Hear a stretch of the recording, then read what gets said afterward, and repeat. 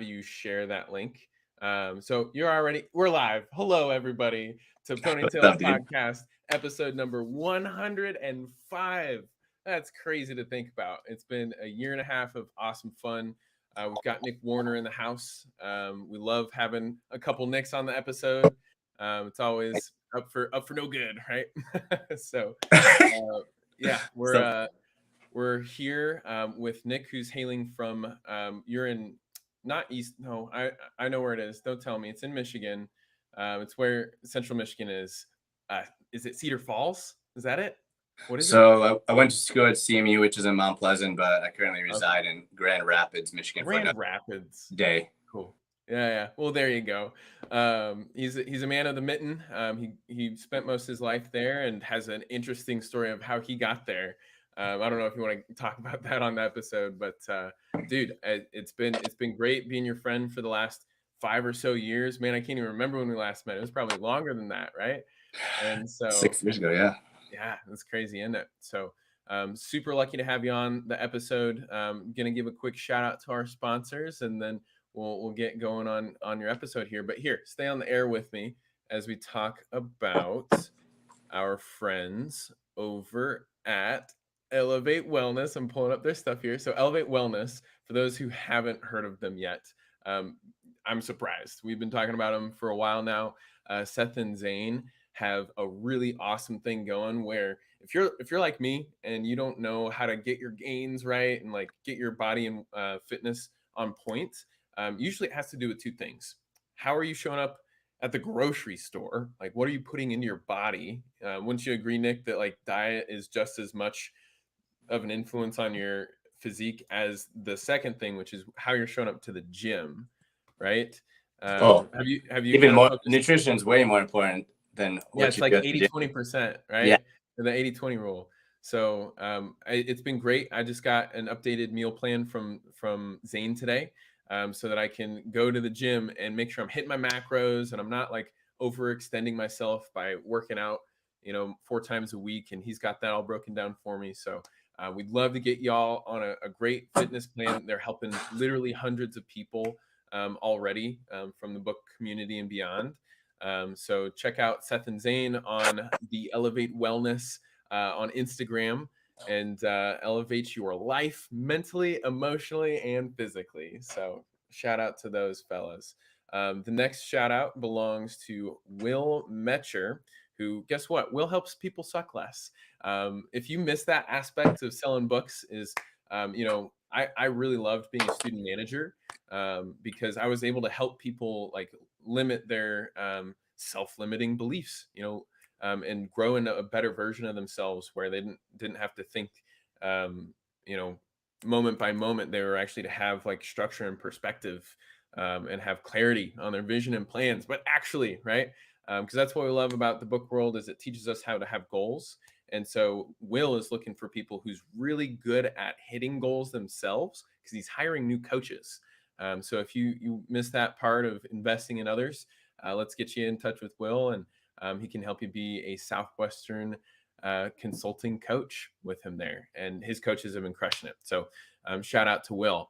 But another huge shout out to a sponsor who has put his sponsorship on pause. We love Nick Warner here. He's about to go out and sell this summer. So he's like, hey, let's let the field lie fallow, right? If you know your farming terms.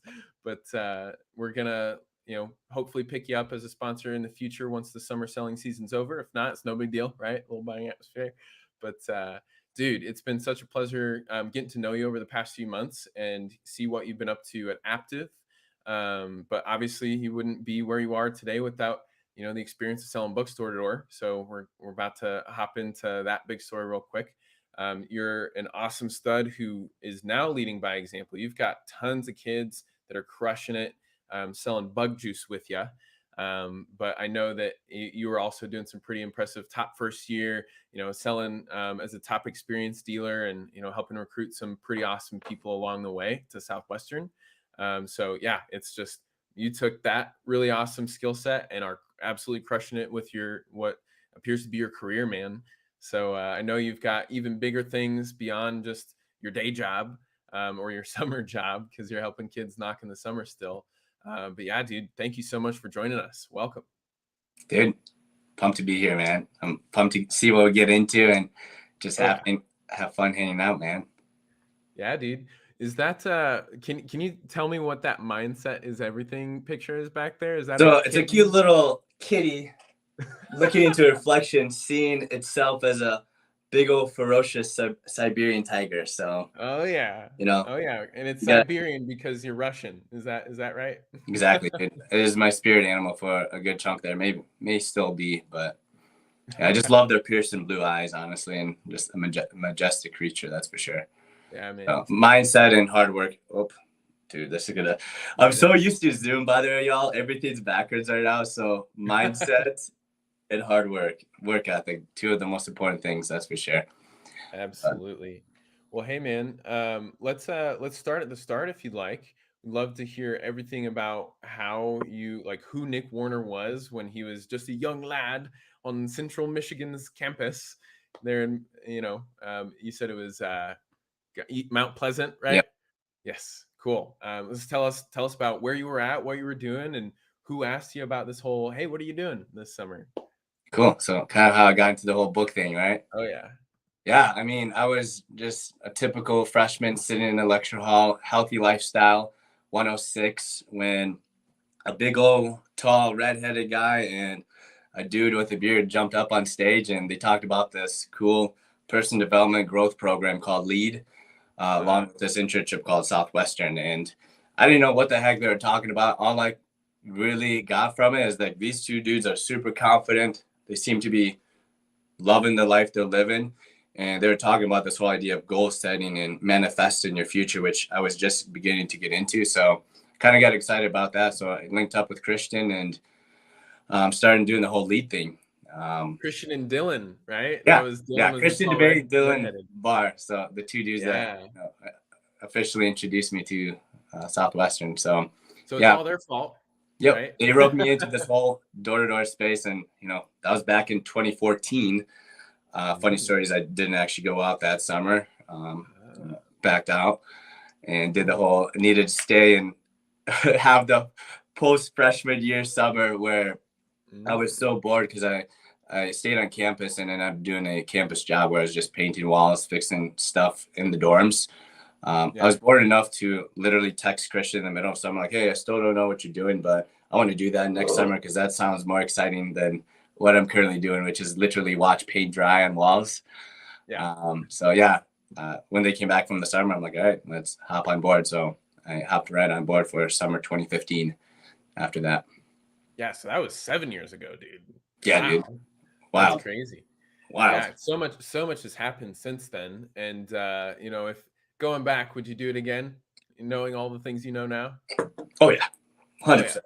100%. I think I would have probably done it the same way too. Probably just wasn't mentally ready for it 2014. So I'm glad it happened the way it did, because I was barely mentally ready for it 2015. And we can get into that more, but I don't know how I'm here now. Hey man, it's all about those small wins, right? Build them one on top of the other. Oh yeah. So, cool, brother. So you were one of the rare, very, very rare people who's like, yeah, not this year, but next year. And then you did. I literally said it like, dude, I'm in for next year. And middle of that summer, I decided. Well, hey, that's awesome. What was the experience like? Did you, because I'm always curious, did you like prepare a ton before that first summer, or was it just kind of like you felt like you already had a shoe in for success because you said yes the summer before or something like that? Yeah, it's funny how that works. When you have a ton of time to prepare, you still use a very little bit of time preparing. So typical first year, I guess more typical than not, the story of like I came to sales school, I think I had half my first script memorized, and know how it is. So I didn't really know what I still surprisingly didn't know what I was getting into. I thought it was going to be a different schedule. I thought, whatever, but we made it work. You're right.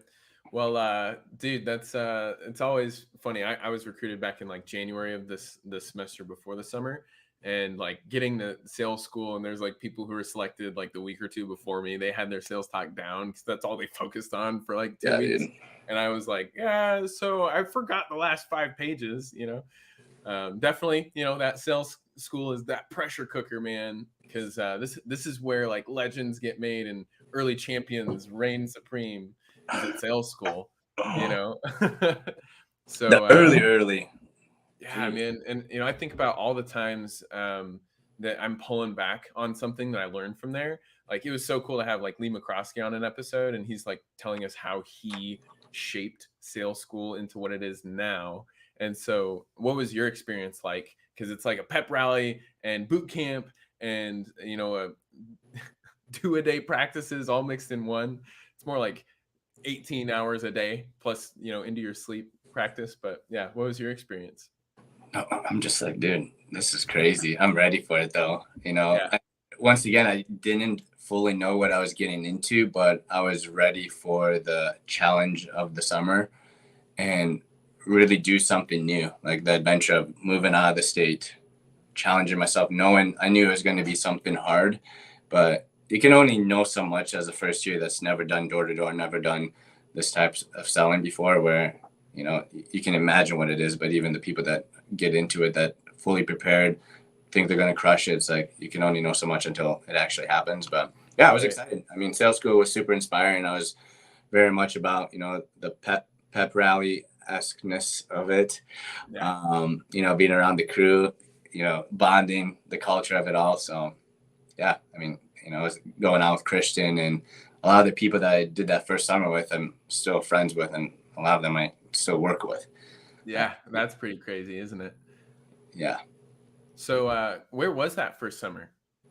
So I lived in Shelby, North Carolina. Nate and I were actually roommates way back. Wow. I've heard so many great things about North Carolina. In fact, talking with Nate about his first summer there, dude, that must have been so cool.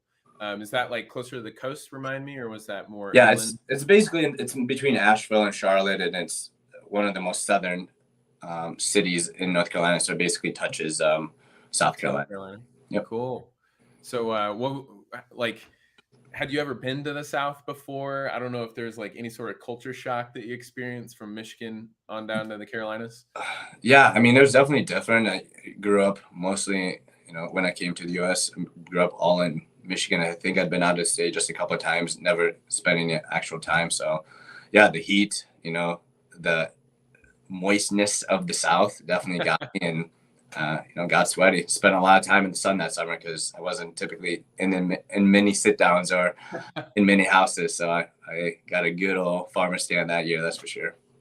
Yeah, dude. So yeah, the heat is the big thing that I hear about selling in this part of the country. I'm in Florida right now, right? So that yeah, it gets sticky, it's very humid.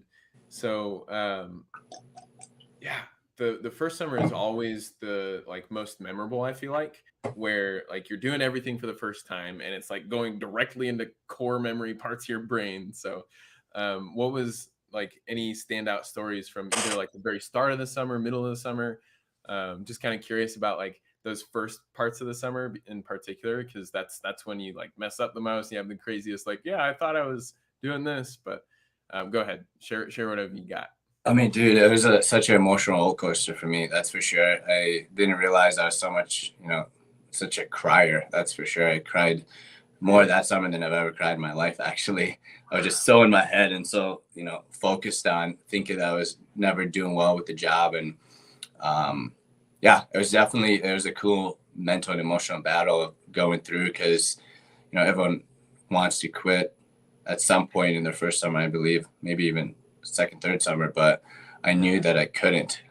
I had so much to prove to myself that I could bust it out and prove to myself that I could do something hard. But yeah, it was definitely one of those things like I never wanted to do again. That's for sure. So you never wanted to do it again, but you did it 4 times, dude, right?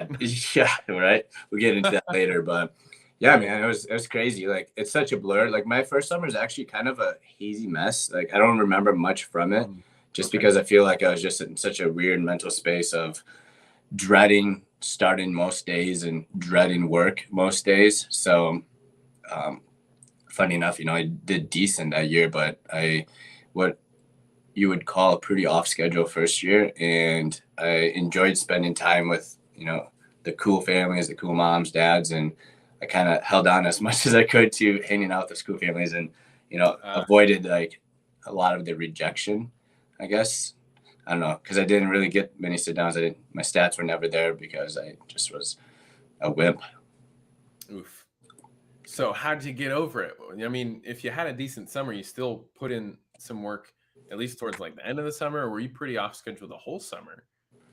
I mean, I didn't know I was off schedule as much as I was, but yeah, dude, it was tough. Like, I think when I was working and I was jamming. I think when I wasn't, it was just like difficult. It wasn't like I was spending much time in my car. I was just spending a lot of time with families, which is pretty, off schedule. Like it wasn't uncommon for me to spend 2-3 hours with family, like every day.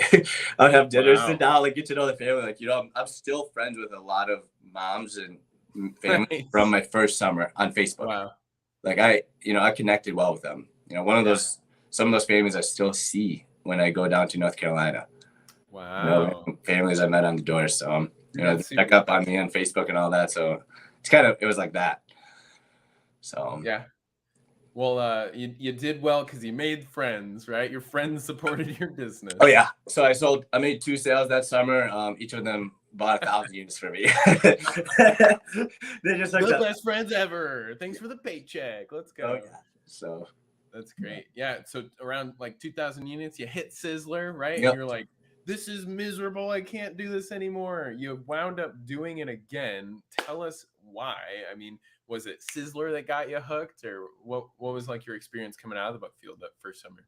Yeah, dude. I mean, it ended and, you're at sales school or you're at the company again for your check-in and, I had that chat with my then DSL, Aaron Schaefer. And he told me like, hey, this job actually doesn't have to be that mentally and emotionally painful. And I'm like, wait, what? Yeah. And I was kind of sold on the fact like, wait, this job can be different than what I just experienced. And I believed him. I mean, I've typically seeked advice and, seeked life from people that are doing better than I am and know more than I am. So I'm like, oh, let's have at it. And I decided to really pour into myself and really invest into my own personal development, my own self, to make sure that I was mentally and emotionally ready for that second summer.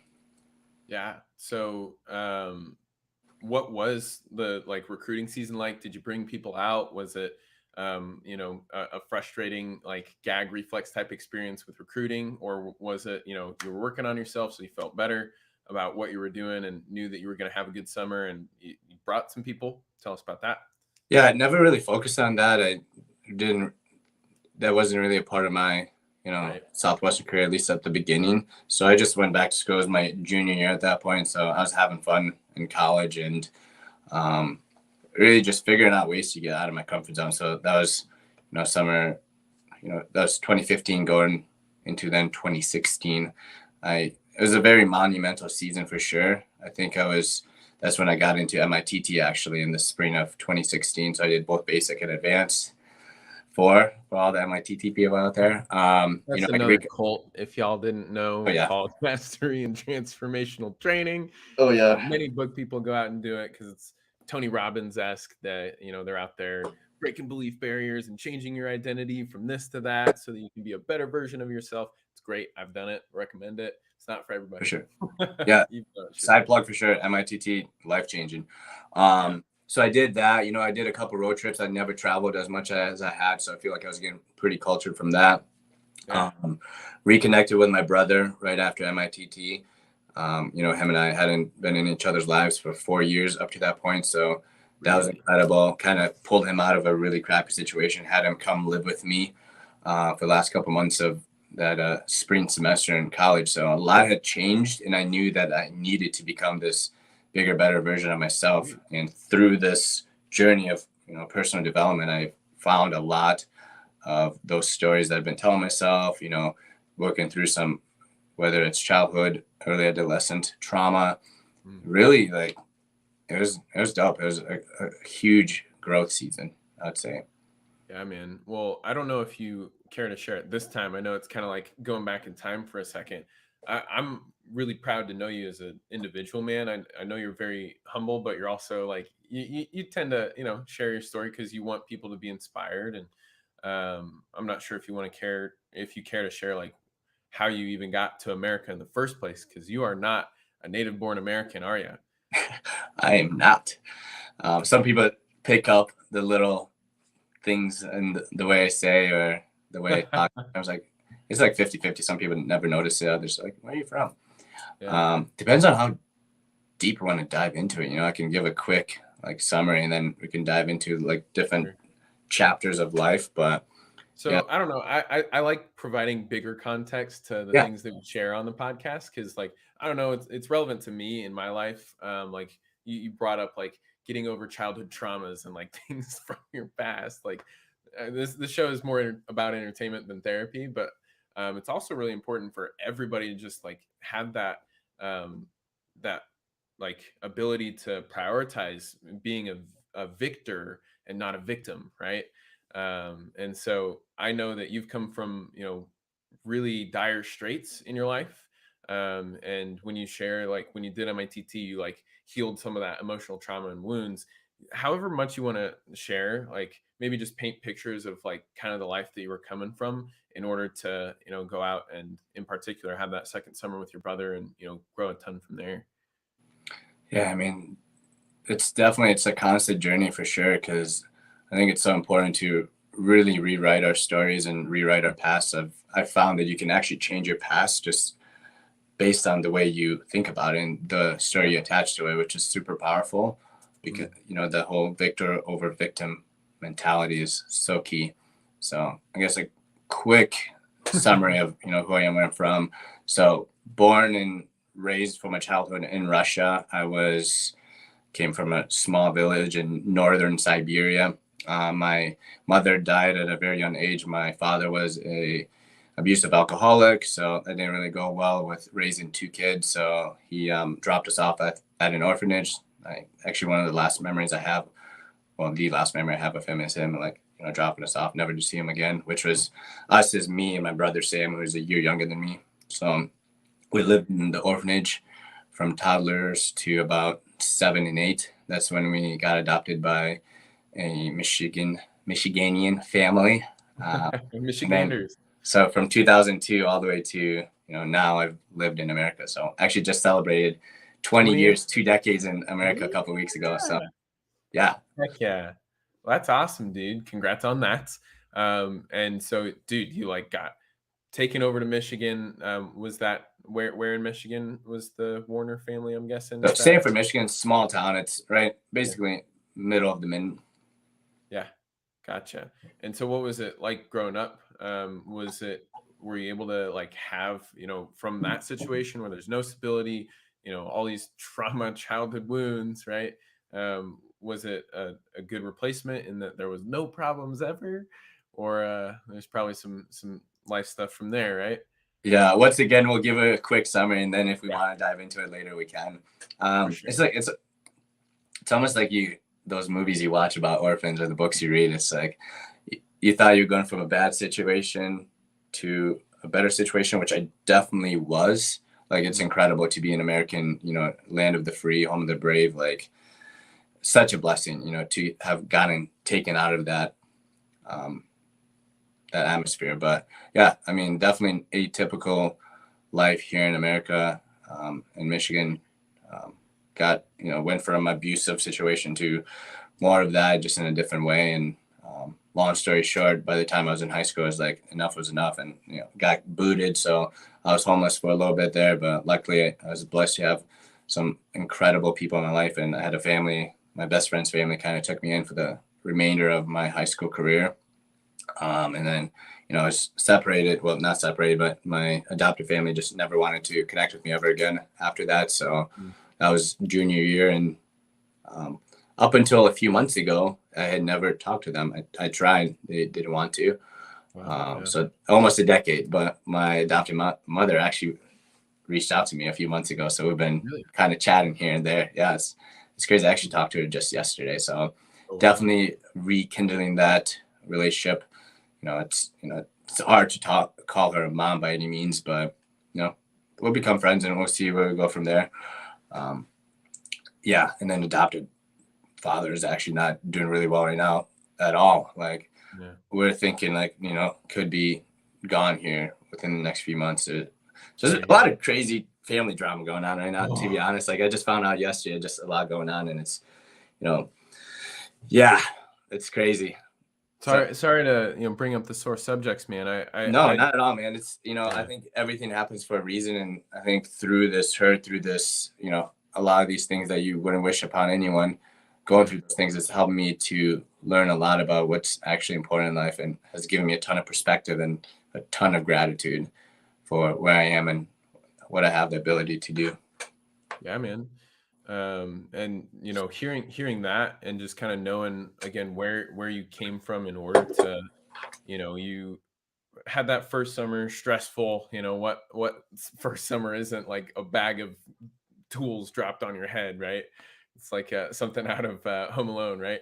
But the way that I see you in particular kind of going on from that, like knowing again, you were homeless for a good chunk of time there in high school, and you went off and I've known what you've achieved over the last few years, and even in your time in Southwestern, a lot of what you've been able to do is like you don't have someone, at least parental wise, to point to and say, hey, I had a good example there. You went and found that for yourself, and people call that a self-made man, right? And so I respect the hell out of what you've been able to put together with your life, man. I'm really glad that I get to call you a brother, not just in the book sense, but we're also betas. Random tangent there. I totally just remembered that we're technically fraternity brothers. Yeah. Also, shout out Zane Gallagher. I just found out that he was He's a beta, yeah. Yeah. So that's so funny. But we're in at least 3 cultish groups together. You and I are connected. There's got to be at least one more. You're doing Tony Robbins soon, right? Well, I've already done Unleash the Power Within. Okay, cool. That's 4 then. We'll see if we can get up to 5 or 6 by the end of this. Hey, you want to let's turn this whole ponytails thing into a cult. I want people to worship me and Andres. No, I'm just kidding. But yeah, it's kind of cool when cults touch like that. So that's so funny. The whole journey though, right, with how you're able to like take something like MITT and heal some of those past wounds and help your brother who's right there with you through all this same life trauma, and being able to pull himself out of some pretty dire straits, to use that again. I've been nothing but impressed with the Warner Bros. Great at making TV and movies. Warner Brothers, right? Side projects, kind of put it back burner for now. Oh yeah, but also great at running businesses there in the state of Michigan and beyond. So, how was that transition into that second summer when you were able to work on yourself and bring your brother into the mix and live with him and kind of help him get out from under a dark spot in his life? What was that transition into that second summer like? Dude, I mean, I was just jacked. Like at first, he wasn't even coming out to sell books. I'm like, hey, just come out and live with me. We were going out to Texas that summer, Waco. Also hot, also sticky. Oh yeah. And I was gonna be living with Christian, so super pumped about that. And I'm like, hey Sam, come live with us. You can figure out what you want to do, but I'm gonna get you out and get you around some cool people. And then I'm like, wait, it actually makes sense for you to just come out and sell some books with us. That's awesome. So first summer for him was born in 2016. So I had a big why that summer. I had to show up for him. I had to show up for these new rookies and just for the team, and really I had to show up for myself and prove to myself that this job could be different. And wow, was it different. I didn't think I was doing the same job as I was the summer before at most points of the summer. So it was really cool. I mean, yeah, and it was exciting to see Sam do well as well. So I was just overall just super grateful and blessed to have him out there and to have had a way different experience of the whole book selling thing. Do you think they like educational products more in Texas than North Carolina? I don't know. I think it's a little bit. I think it's probably equal if I had to guess. I don't think I've never felt like any territory or state I've sold in is different from another. As far as, at least, with selling books, it all felt the same to me. It just depended on how I showed up and, what my work ethic attitude was, to be honest. Oh, that's I fair. tend to like the areas I did best in, so. Yeah. Well, these are my two turfs from 2 of my 4 summers is Vermont. Now I'm like getting freaked out by the backwards. We've got New York and Vermont were my 3rd and 4th summers. I fucking hated Massachusetts, man. Those were my first 2 summers. And it's just like there is a difference between Massachusetts people, New York people, and Vermont people. And they're all touching, they're all similar states. I mean, to be honest, I didn't enjoy my first summer, and Sure. like, I know North Carolina was sick, and I met so many incredible people. Just, looking back on it, it's such a beautiful story of, getting through that. Because, like, dude, up to this day, I just caught up with Christian DeBay, my student leader. Good. Like, dude, he still told me, like, there's nobody that cried more than me in his whole career of working with this. Like, dude, I was an emotional mess, but it was like this. I'll go from this to this to this to this to this. Crazy. Like, whatever I felt, in experience, I think of, all spectrums of it. That's for sure. Like, I was the complete opposite of don't let your highs get too high, lows get too low. I was like very much riding it. So yeah, well, that's why we call it a roller coaster of life. I don't know what I was trying to think of something clever, but yes, it is a roller coaster. We'll edit it out, put something better in. Yeah, we edit our content for those that also care about the content we put out. We care so much that we go back through when we change it. No, you're just hearing it from the dome. So raw, uncut, and uncensored. Oh yeah. Which hopefully we'll get into some of that stuff. But should we fast forward through the book stuff? Because we got 2 more years. Yes, we do. Let's do it. What do you got for me? What do you want to ask? What do you want to know? Well, what's like the craziest thing that didn't happen on the book field but was book related? That's a question I've been wanting to ask people but haven't had the chance to. Didn't happen on the book field but was book related. In what way? Like, so like getbacks or like on campus with book people, or anything involving another book person or other book people. Yeah, there's some crazy things. Let's just say Sizzler 2016, and then people could dive in. Dominican Republic. Okay, I remember that one. What was your crazy experience? Because there were a few crazy experiences for a lot of people. Yeah, D.F. Warner was born, and hopefully he's dead there. Who? What? Double Fisting Warner. Oh, remember that?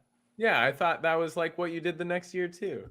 No, dude, I was done after 1 year. That was. But yeah, that was definitely the craziest season of my life. Was post second summer. Yeah, I mean, I went from 2,000 unit summer, first year of completely in utter emotional wreck, to 4,500 unit summer, second summer. My brother hit 2,000. Wow. Yeah, dude, double growth, and you know how it happens at Southwestern. You're the man if you do something cool. So I felt on top of the world, and I'm like, yeah, this is sick. I'm going to do this forever, whatever. So lots of celebrating goes on for many months after the summer. That's for sure. You go through this thing, very maximum extreme experience of the summer. And then you need at least 4 months to kind of chill out from that, get the book field hangover, get over that. And then, when spring hits, it's kind of the next cycle of preparation for the next summer. So yeah, I think that post summer was definitely the craziest. And then start of 2017 is kind of what I went to that next chapter of my life. So yeah. Well, it's crazy when like you party too hardy and like things kind of get a little shaky wakey. Was that when you had a few more like holy cow wake up calls after that point? I remember talking with you because I got fired in 2017. Just a reminder to everybody to listen. Yeah, I always love hearing that. Episode something with Maddie Greger, last 30 minutes, right? Yeah, episode 39. Check 39, it out. Okay. Crazy story. I totally own up to everything that I did. But anyway, I remember like we were coming out of that Sizzler and seeing you at GRS, and you're just like, man, I'm not, not doing this, getting sober, this and that, and like just like getting into hard mode on life. Like when I was talking with Nate, Mr. Strahl, a month ago for his episode, he kind of talked about how his last couple summers with Southwestern were really stressful. He was bringing out people they didn't recruit. He recruited a lot, but they didn't produce much at all, and a lot of them quit. And it was just like he was experiencing the business ups and downs. And did you maintain like a trajectory of growth, or did you have kind of a similar rocky experience those last two summers? I think between second and third summer definitely got a little bit rocky because I was enjoying what I thought was a really great summer of growth, which really a lot of the growth happens before the summer. But yeah, then I got into the party phase for sure. Throw some festivals in there, and you go down different rabbit holes, that's for sure. In 2017 is kind of when it all started, and summer's coming real quickly, and I'm like, do I actually want to do this? Of course, as usual, I did no preparation. I'm mega procrastinator, and I was just like, well, okay, let's do it. I have nothing better to do. So summer number 3 definitely punched me in the face. Had a slower start, but kind of pulled out just over 4,000 unit summer out of my butt, and it kind of went quick. I was actually living with Nate that year. Nate, where was that? We lived in Fort Worth, Texas again. Texas. Yep. So Nate and I were roomies that year with Martin Chisholm and Mike Zako. So that was a cool summer, just being with them, and tons of cool stories from that year. Yeah, dude. What's a fun third summer story? Dude, oh my gosh, dude. So Waffle House we had a ton of different morning breakfast spots. We were kind of changing it up. Yeah. And there's this one morning we go to Waffle House, and Waffle House is not uncommon where next booth over there's a homeless guy eating because they allow anybody in there. Waffle House specifically had this very interesting, citizen of Texas, we'll call him, and Marty was kind of behind us, and he had pulled in, and we were just watching this homeless guy start approaching Marty, and he was just asking for some change.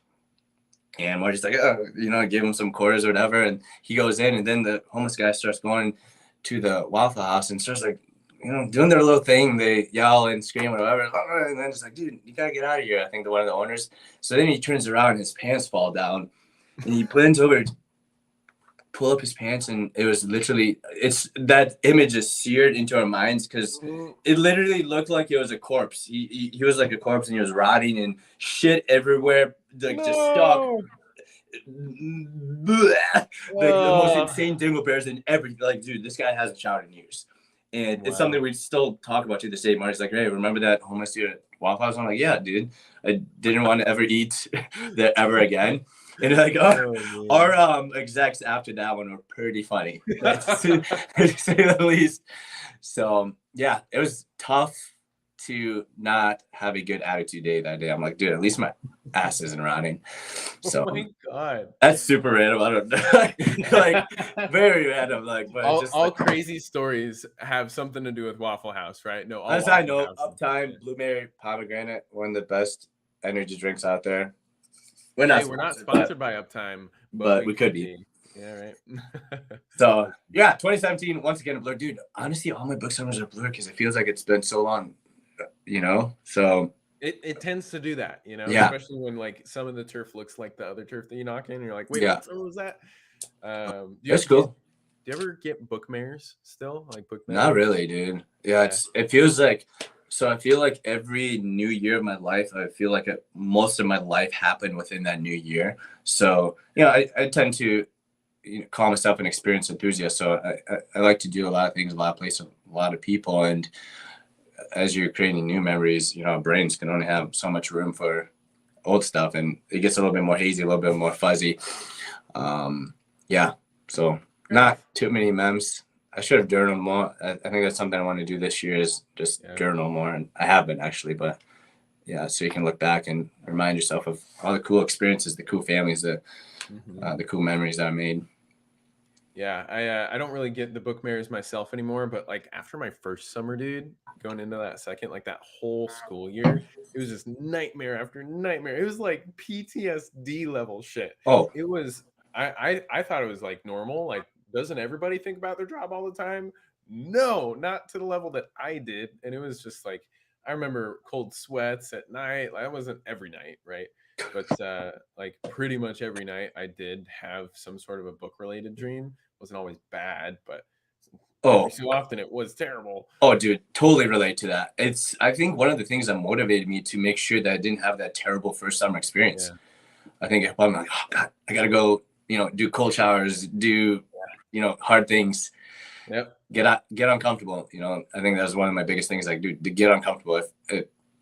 If you have to think about the fact that it's uncomfortable, I was usually like, yes. And I think it's one of the things that has helped me to push me to just do random stuff that is uncomfortable. I'm not train that muscle constantly. Yeah, for sure, man. So you did some hard things in college. How was that? Was that fourth summer kind of hard? Why did you do another summer if you had a kind of down year that third year? Oh, you get it's You pretty get tough what? to believe. I think most people that would listen to this, like, it takes, like, you got to try to leave a few times in order to successfully leave. A shout out to the people that can just do it once. Like, yeah, I decided I'm going to leave. So, Hey man, I decided that I was gonna have my last summer before that fifth summer, and it was my last sales school. dude, they cut you real quick. Like, you decided, you're like, cool. There you But go. yeah, I also wanted to do the whole full-time experience. So Oh, really? after my third summer, 2017, I had 1 year of college left. So I went back to school, and finished it up barely. It really didn't do anything. Like, not a scholar over here by any means.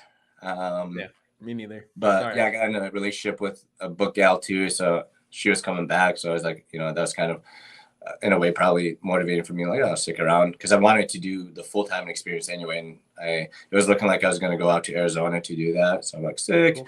So I'm going to finish school, fake my own graduation, because by the end of that semester, I knew that I wasn't actually graduating. Like, there's a Wow. part of me like, maybe they'll just give me an A in this English class because they just wanted me to get out of here. And I'd failed English 2 to 3 times before that already. But I failed it again. So Oof. graduated Hey, though. it's not your first Walked. language, right? Now, dude, I'm 8 years behind in English, man. I didn't grow up listening to it, I'm sorry to laugh. whatever. So, Yeah. but I still walked. My family and my friends thought I graduated until I didn't get that diploma mailed in, and family was like, "Hey, where's your diploma?" I'm like, "I don't know." I'm like, eventually I had to tell them after that summer, I'm like, "Hey, I didn't actually graduate." So that's another story. I had, ended up graduating by like a year and a half later after I took one more online class. But Yeah. yeah, that was fun. Dang, But man. yeah, so in preparation for fourth summer, I moved out to Northern Arizona University full-time for that Flagstaff. spring. Huh? I love Flagstaff. Beautiful Dude, place. one of the coolest cities there is. Go low Arizona to- is one of the coolest states there is. Oh yeah. So I had that experience. That was cool. That's where I met my man Tanner Teawood. He's a good dude. Are you So engaged? huh? No, I'm just kidding. I asked if you were engaged. I wish. If we were both that way, we would be. But yeah, that was cool. Did that, had a really interesting experience.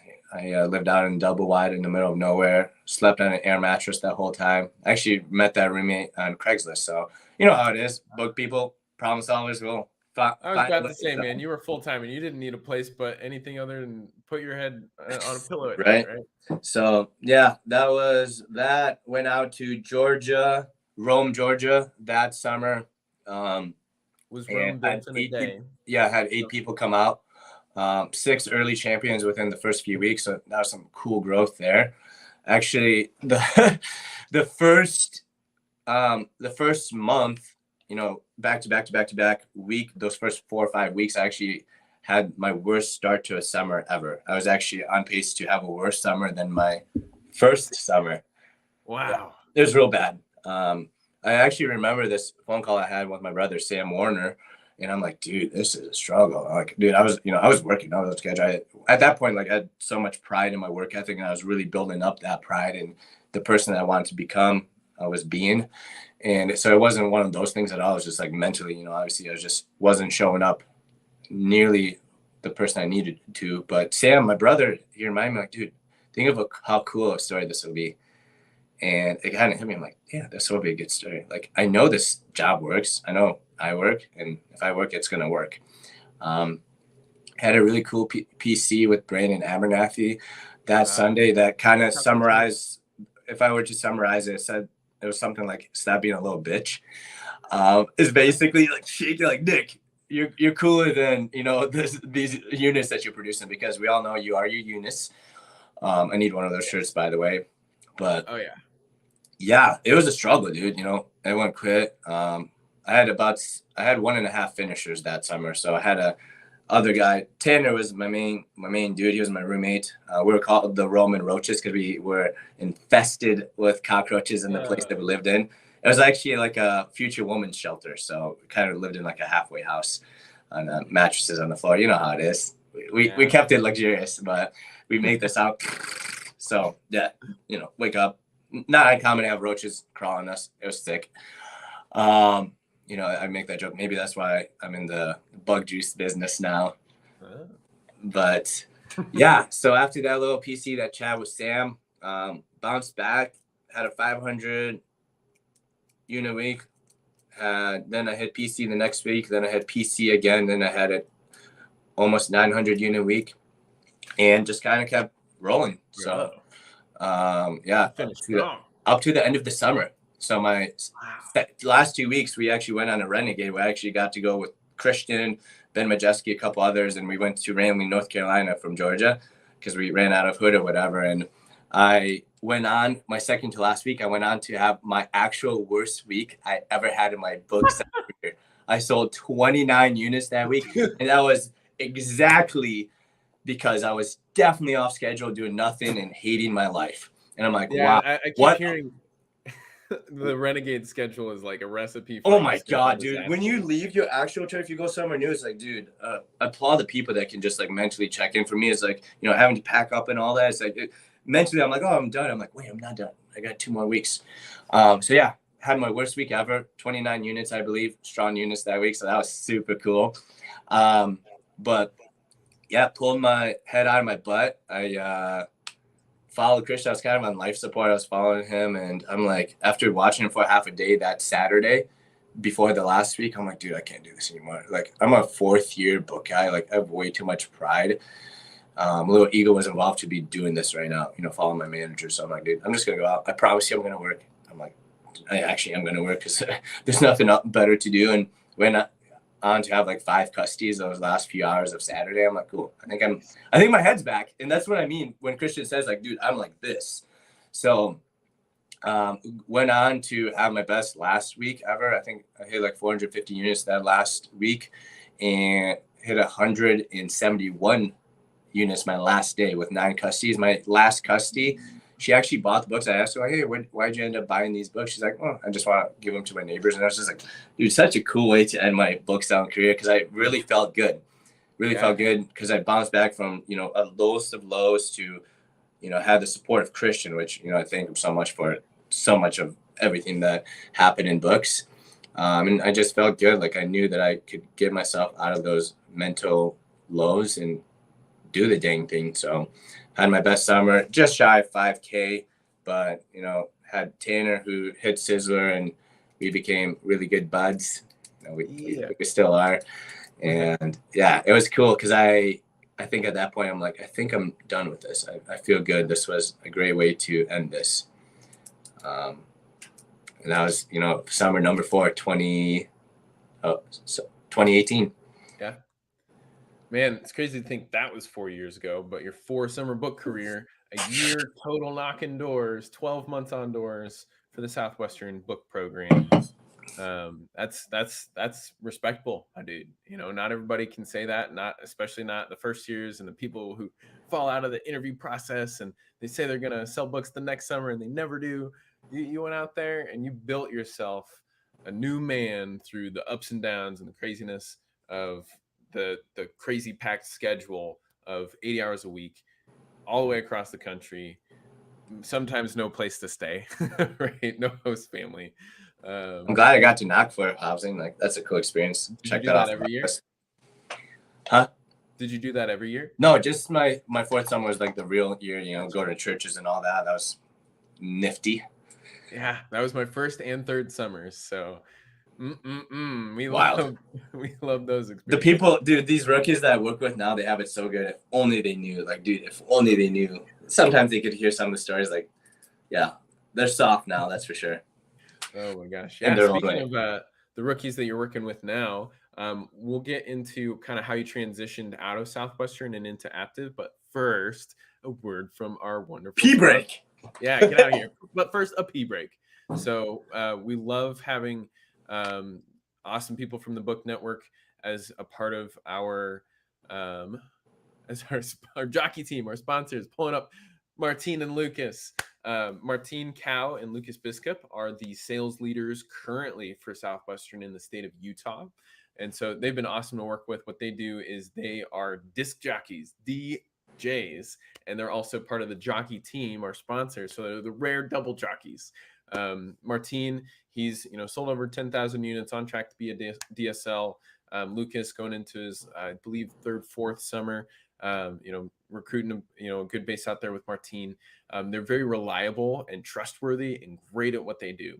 So when it comes to DJs in general, most DJs, they don't really have the best reputation. So we've heard stories since working with Martine and Lukasz from other people who've had bad experience with DJs not showing up, charging too much, all that crazy stuff. With them, you got reliability and good character. We love our high integrity people from the book field, and they also charge really good prices. They're like always lower than what most people are gouging out of weddings and parties and events, getaways, trying to get them over to some BIZZLER action going on. By the way, sign up for BIZZLER. Haven't spoken about it yet this episode.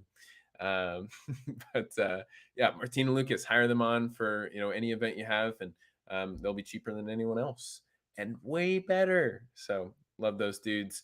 Over here, we've got Southwestern Real Estate. Patrick Roach has been a long-standing supporter of the show. And dude, we love working with Pat. So if you love or are interested in real estate, let's get you in touch. They're looking to hire on people who kind of have a knack for real estate, fan of HGTV, if you liked the healthy aspects of the Southwestern culture, that's all of what Pat has kind of constructed with his awesome operation there as a sister company. So they're like 99% drama free, which if you bought a house in this past year, know someone who has, it's like 100% drama guaranteed. But Pat and his team, they're super experienced, really good at what they do, help you get a good house at a good rate. So if you're looking to buy, or if you're looking to sell some homes, or help people buy homes, by all means, let's get you in touch with Pat and get you a great new job. So let's bring Nick back in on here. Dude, let's talk about this exit from Southwestern, because everybody has a mixed bag. If you want to hear mine, episode 39 with Matty Greger. With you, man, was it an easy exit? Because you kind of ended on a high note with your summer finishing well. Did you kind of know from that point on immediately, I'm done? Or was it like they tried to rope you back in? You went to some get backs, you went to Sizzler and all that, and it was like, it's hard for me to leave. What was that experience?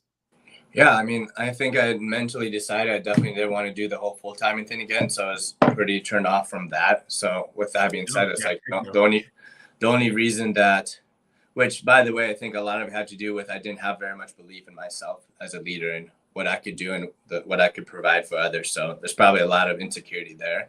And I'm like, dude, I don't want to do that again, because it brings out, I think results and impact show from what you create, and I hadn't created much. So looking back on it, it was a huge wake-up call for me and my personal journey of growth and becoming the person I'm becoming.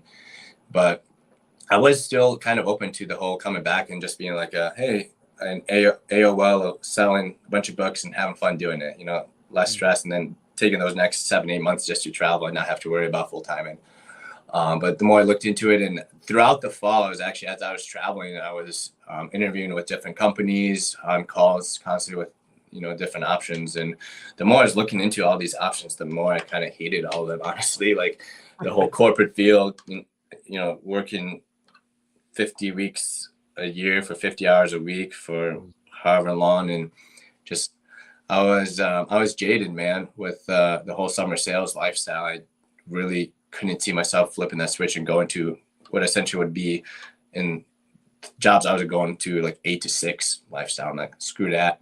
So I did what any, mature adult would do, and I ignored it all and continued traveling. So, the get backs, the road trips and all that good stuff. But crazy enough, I never learned how to treat my money at all, and the psychology of money and what to do with it, even though I'd had my best summer, which back then I think I made right around just under 30 grand. So nothing crazy by any means. All of it was pretty dang gone by the time the new year rolled around, 2019. So going into 2019, it was all almost gone. And I needed to figure something out. So, after a few meetings, I decided in the fall that I was not coming back anymore. It was tough, exit for sure. Looking back at the time, it was kind of people rubbed the wrong way, whatever. I didn't really feel very good about the way, relationships were broken and how, we're seen as outsiders for a while, but a lot of those relationships have been rekindled and whatnot. So yeah, I looked around and I kind of came across Aptive, and I had came across. Yeah, because I had initially learned about, and I think Nate might have mentioned this in the episode, but I had initially learned about the company actually before my second summer of books. So back in spring of 2016, I was like career fair, and somebody told me like, hey, there's this other door-to-door company. I'm like, that's sick. What is it? They're like, pest control. I'm like, what is that? But anyway, I met the guy, their rookie, because I was the rookie representative of Southwestern with Christian. Their rookie was a guy named Christian, actually. He had made $87,000 that summer in 12 weeks. And I'm like, whoa, I thought my just over 11 grand was so cool. And this guy made 8 times that. So I'm like, I'm an interested, curious person. So I kind of talked to them. And the more I heard about it, I'm like, wait, so you're kind of doing the same job, but not. He made more. So, I was very interested and kind of went into that interview process a little bit. But then at the end of the day, I kind of got tied back to the relationship and the commitment I had with Southwestern, because at that point it was March. A little dive deeper into that, it was kind of this serendipitous situation that happened, because Matt Ross is like, hey, go to GRS2. If you still hate the sound of it, you don't have to come back.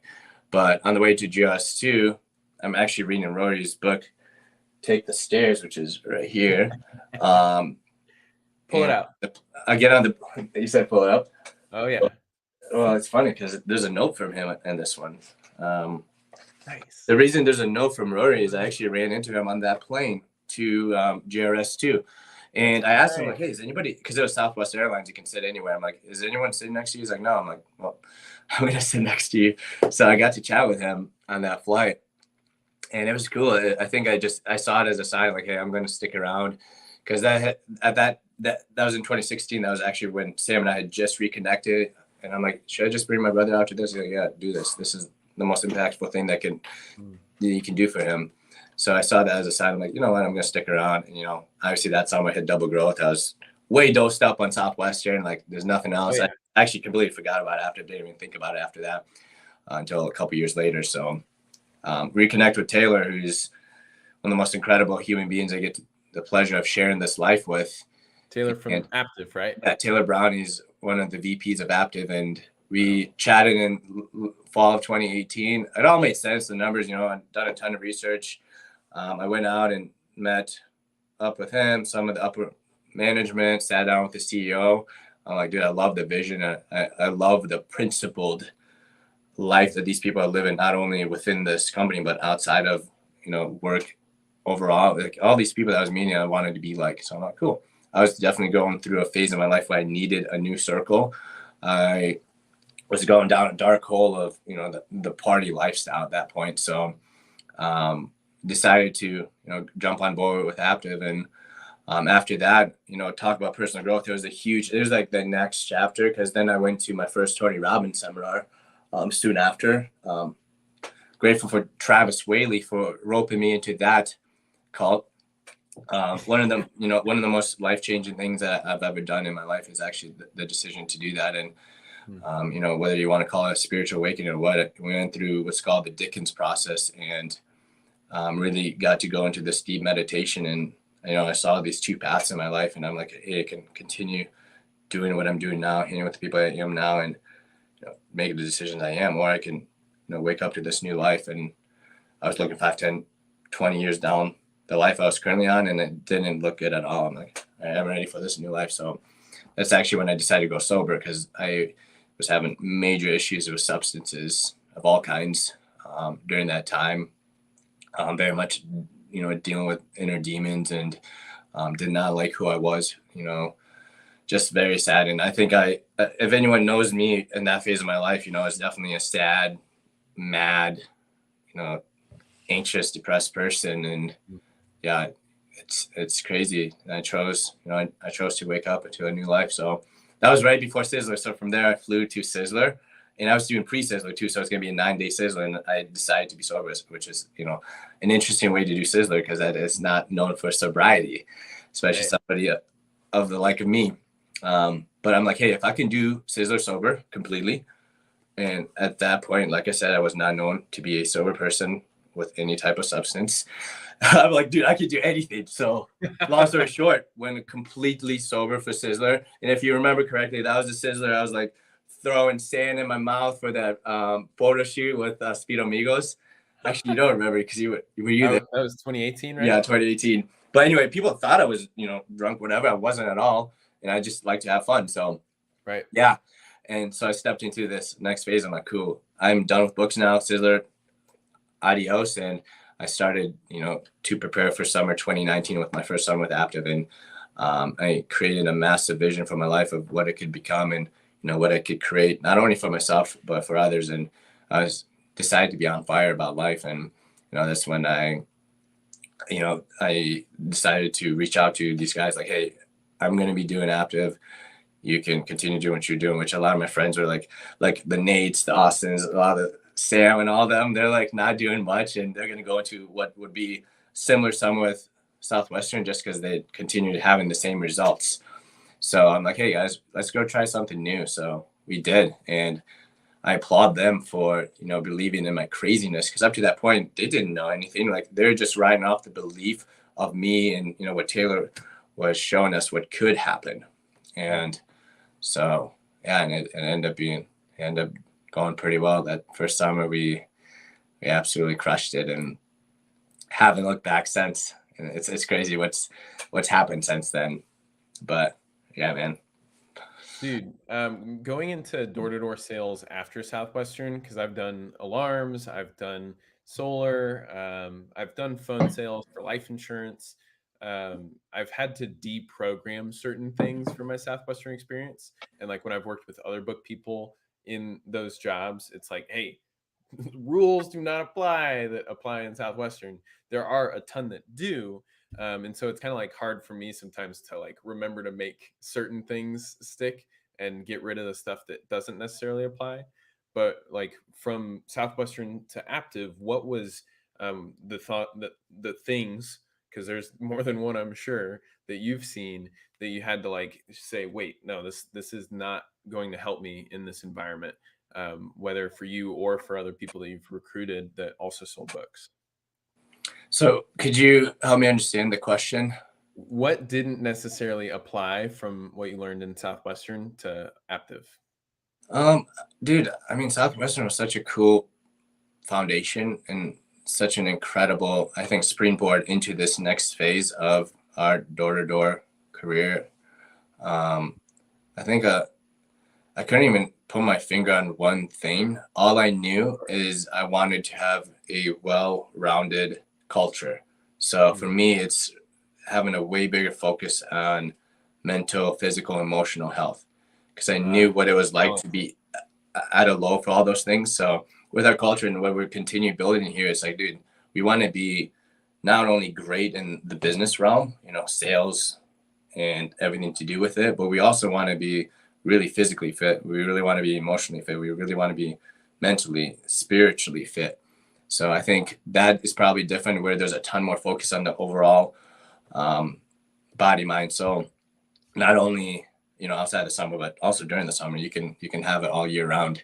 And I think what that does is there's, way less burnout, and there's a way better transition into, because, it's still a summer sprint. I think day to day, it's very much a sprint, and it's a very intense job still. But I think we tend to do a lot better with the transition after the summer, because we're still able to do the things that we like during the summer. So yeah, I think having that focus on overall growth was huge, and making sure that we're treating Aptiv as just a vehicle that's helping us become better and all these things that are important foundationally.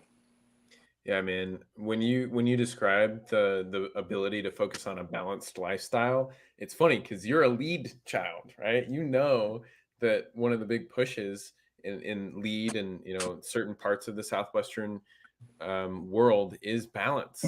It's like, hey, be a rock star 12 months out of the year, like go Yeah. crush it in every area of your life. Um, Functionally, it doesn't play out that way because of the schedule.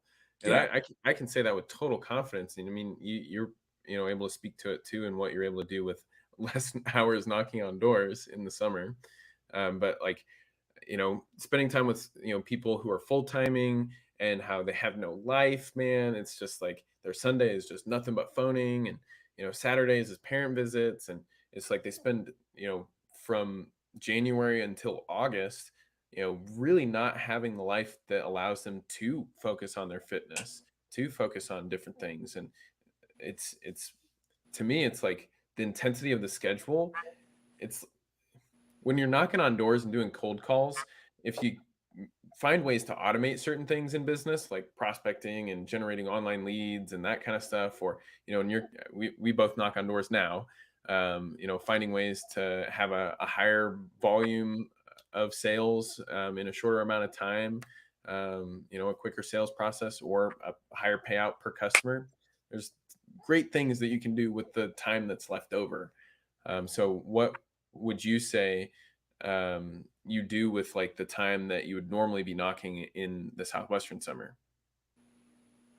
Yeah, I think it's just a different sales process. It's a different product, and overall, just a different schedule we decide to have. It's not too far off from it, besides the fact we have a midday break, and we more times than not don't work a full Saturday. But it's still intense. We're knocking all day every day. I think it's What just time do you start? typically on the doors by 11 at the latest. Okay, So that's not all day. yeah, feels like all Oh, I day. know. But from a manager's perspective, I'm work starts basically when I wake up. But yeah, it's sweet. You have your first few hours to go get a nice workout in at the gym, run, whatever it is. You have time to read, journal, meditate. Do all the personal health things that are going to help you feel good. Because I really believe if you can feel good before the day even starts, and you take care of all the things that make you feel complete mentally, physically, emotionally, all the above, like everything that happens on the doors is just bonus, because you already feel good going into them. So Right. have a huge focus on that. And I think it's everything, having that morning routine where you still have consistent routine, but you get to really invest into your own self before you do the work day, which all that stuff that you're doing helps you to be better at the job anyway. Exactly. You're in a way you're investing into making sure that you really take advantage of this very short period of time that is the summer. Yeah, absolutely. And you've done 4 summers or this is your 4th with Yep, Aptiv, going into right? summer number 4. Gosh, that's crazy. Yeah. And this sounds like probably won't be your last, right? You're doing more than 4. I'd imagine so. Yeah, I don't think it would make sense at this point. I call it, I have like the diamond studded handcuffs on at this point, because the company's working on going through a transaction. So Going as public. the first step to go public, Yeah. I myself, along with Nate and Austin, both have equity in the company. So, and it's not like this pipe dream of like, hey, you have stock, eventually the company's gonna sell whatever. Like, we're in the process of making a deal That's with awesome. private equity firms, so that I don't really care, because it's going to be a cherry on top of that's happening in the near future, within the next year. Nice. But yeah, so it'd be tough to leave before that, at least if we're Yeah. talking from business financial standpoint. But more important than that, even, is the culture that we've created and the lifestyle that this job provides and supports is huge. And I think that's the biggest difference between this job, what we do now versus what we did in books, is the time outside of the summer and the amount of time we have to be able to really invest into experiences, into our culture, the people, the things that we like to do outside of just being good at selling door to door. Because there's way more to life than figuring out ways that you can be really good at selling door to door. There just is. And I think that's what this job has helped me do. I think those are my AirPods. I was just playing with them. They try to connect.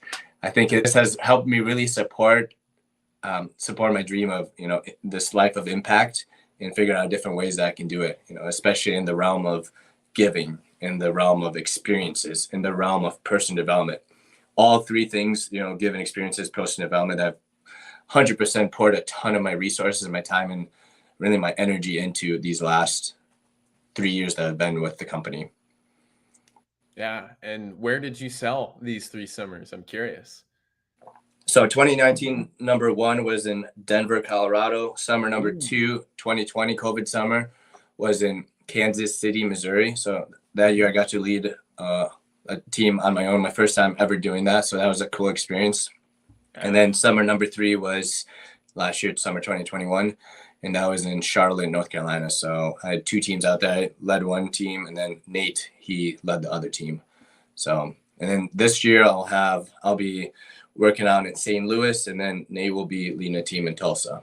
And then I'm heading out to preseason like literally tomorrow to go to St. George, Utah for a few weeks. So that'll be super cool. Working in the desert. Some Mormons, why don't you? What's up? Probably hanging out with some Mormons out there, right? I mean, actually, St. George is known to not be as LDS, but yeah, I mean, sure. I have a lot of LDS friends, so I'm sure I'll see many of them. Yeah, they're very much in that door-to-door sphere. Oh, dude. Oh, yeah. They're the best. So. Oh, yeah. And so, dude, you were telling me on the phone before we hopped on live here that this is your last thing you're doing in Michigan before you leave for the rest of the summer, and you won't be back till like August, September, right?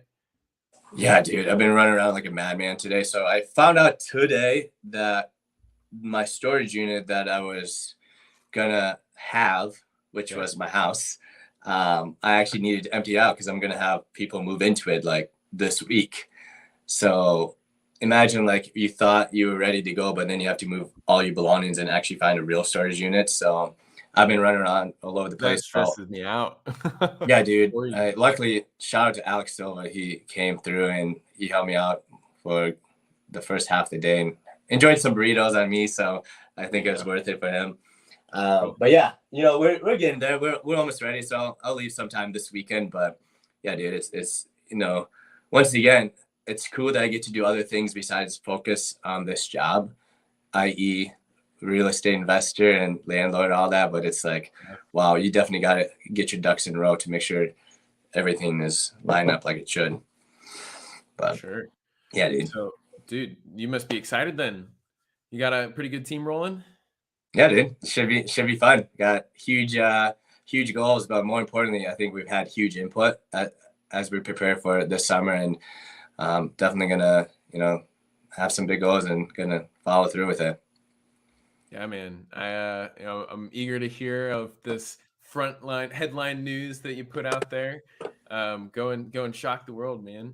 Because I remember hearing through you and through social media and stuff that like even your brother Sam has been out there like a freaking racehorse, just crushing it with Aptive. And of course Nate, he was sharing his experience. Aaron Raleigh. What's it been like for the rest of your team?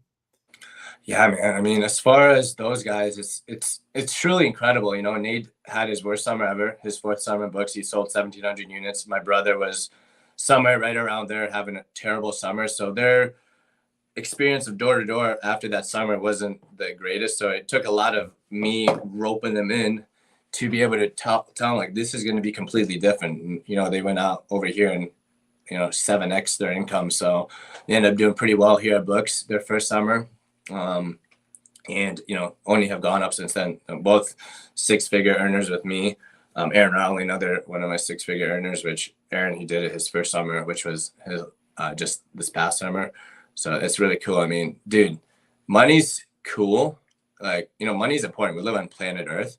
You know, we're not in the bartering system anymore, at least not in the United States of America. But it's really what you get to do with that matters. Because money, all it is a tool. It's a tool to be able to help you solve problems quicker, help you to give more, to create more impact, to have more leverage, to be able to do more things, more experiences, help more people. And it's cool what they've been able to do with that tool to live a way more fulfilling, passion-filled life on their own terms, by their own design.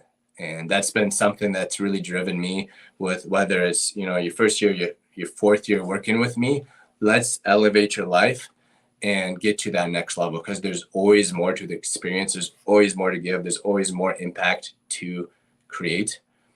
And working with guys like those, you know, Austin, Cash, you know, all the other experienced reps, it's heartwarming, you know, because it was only 3 years ago where I decided to hop on a plane and figure out if this thing was the real deal. And I think we've made some noise and, you know, turned some heads, and people have realized, like, hey, this is happening, and it's happening big. Like, you know, I don't typically, you know, when it comes to social media, obviously, you know, I tend to, I'd say, use it pretty well, but I don't ever have to talk about, you know, too much of, you know, how well business is going. I think the life that we live, the things that we do actually shows that, you know, it's going pretty well. So. I would agree, man. All these trips to Mexico and, you know, tropical locations, and giving other people free trips to Mexico and other tropical locations. I was gonna say, I'm sending 5 of my friends to Mexico here right after the summer. They keep talking me into joining them, so I probably will if I'm available. So, hey, well, but yeah, a little side note on that for all the listeners. I have a goal of sending 30 people on an all expense paid for trip to typically it's Mexico, somewhere tropical, before I'm 30. So I'm at 10 right now. It's been such a cool, like, little we'll call a side project of creating experiences for other people and offering them things that, you know, it's a cool way to bless people. That's for sure. People are always ecstatic about it, to say the least. Dude, that's so funny to me. You like have been doing this for a few years now, and I was always just like, is he done yet? Is this like, does he just do like a few and then he's done? And you're saying you've got a goal of 30 people that you're doing this with. Yeah. Like, what's the why behind that? You just want to, like, create experiences for other people, right? Well, that's very expensive. Yeah, dude. Way to scratch that itch, you know? Yeah, dude, that is definitely not a norm whatsoever. I think in this industry, it's, you know, people tend to do a pretty good job, at least the people I'm surrounded with, investing their money to create, you know, more passive ways of earning money, and then, you know, spend that money on themselves, spend on nice clothes, nice shoes, nice cars, which is all really dope. Like, I'm a fan of all those things.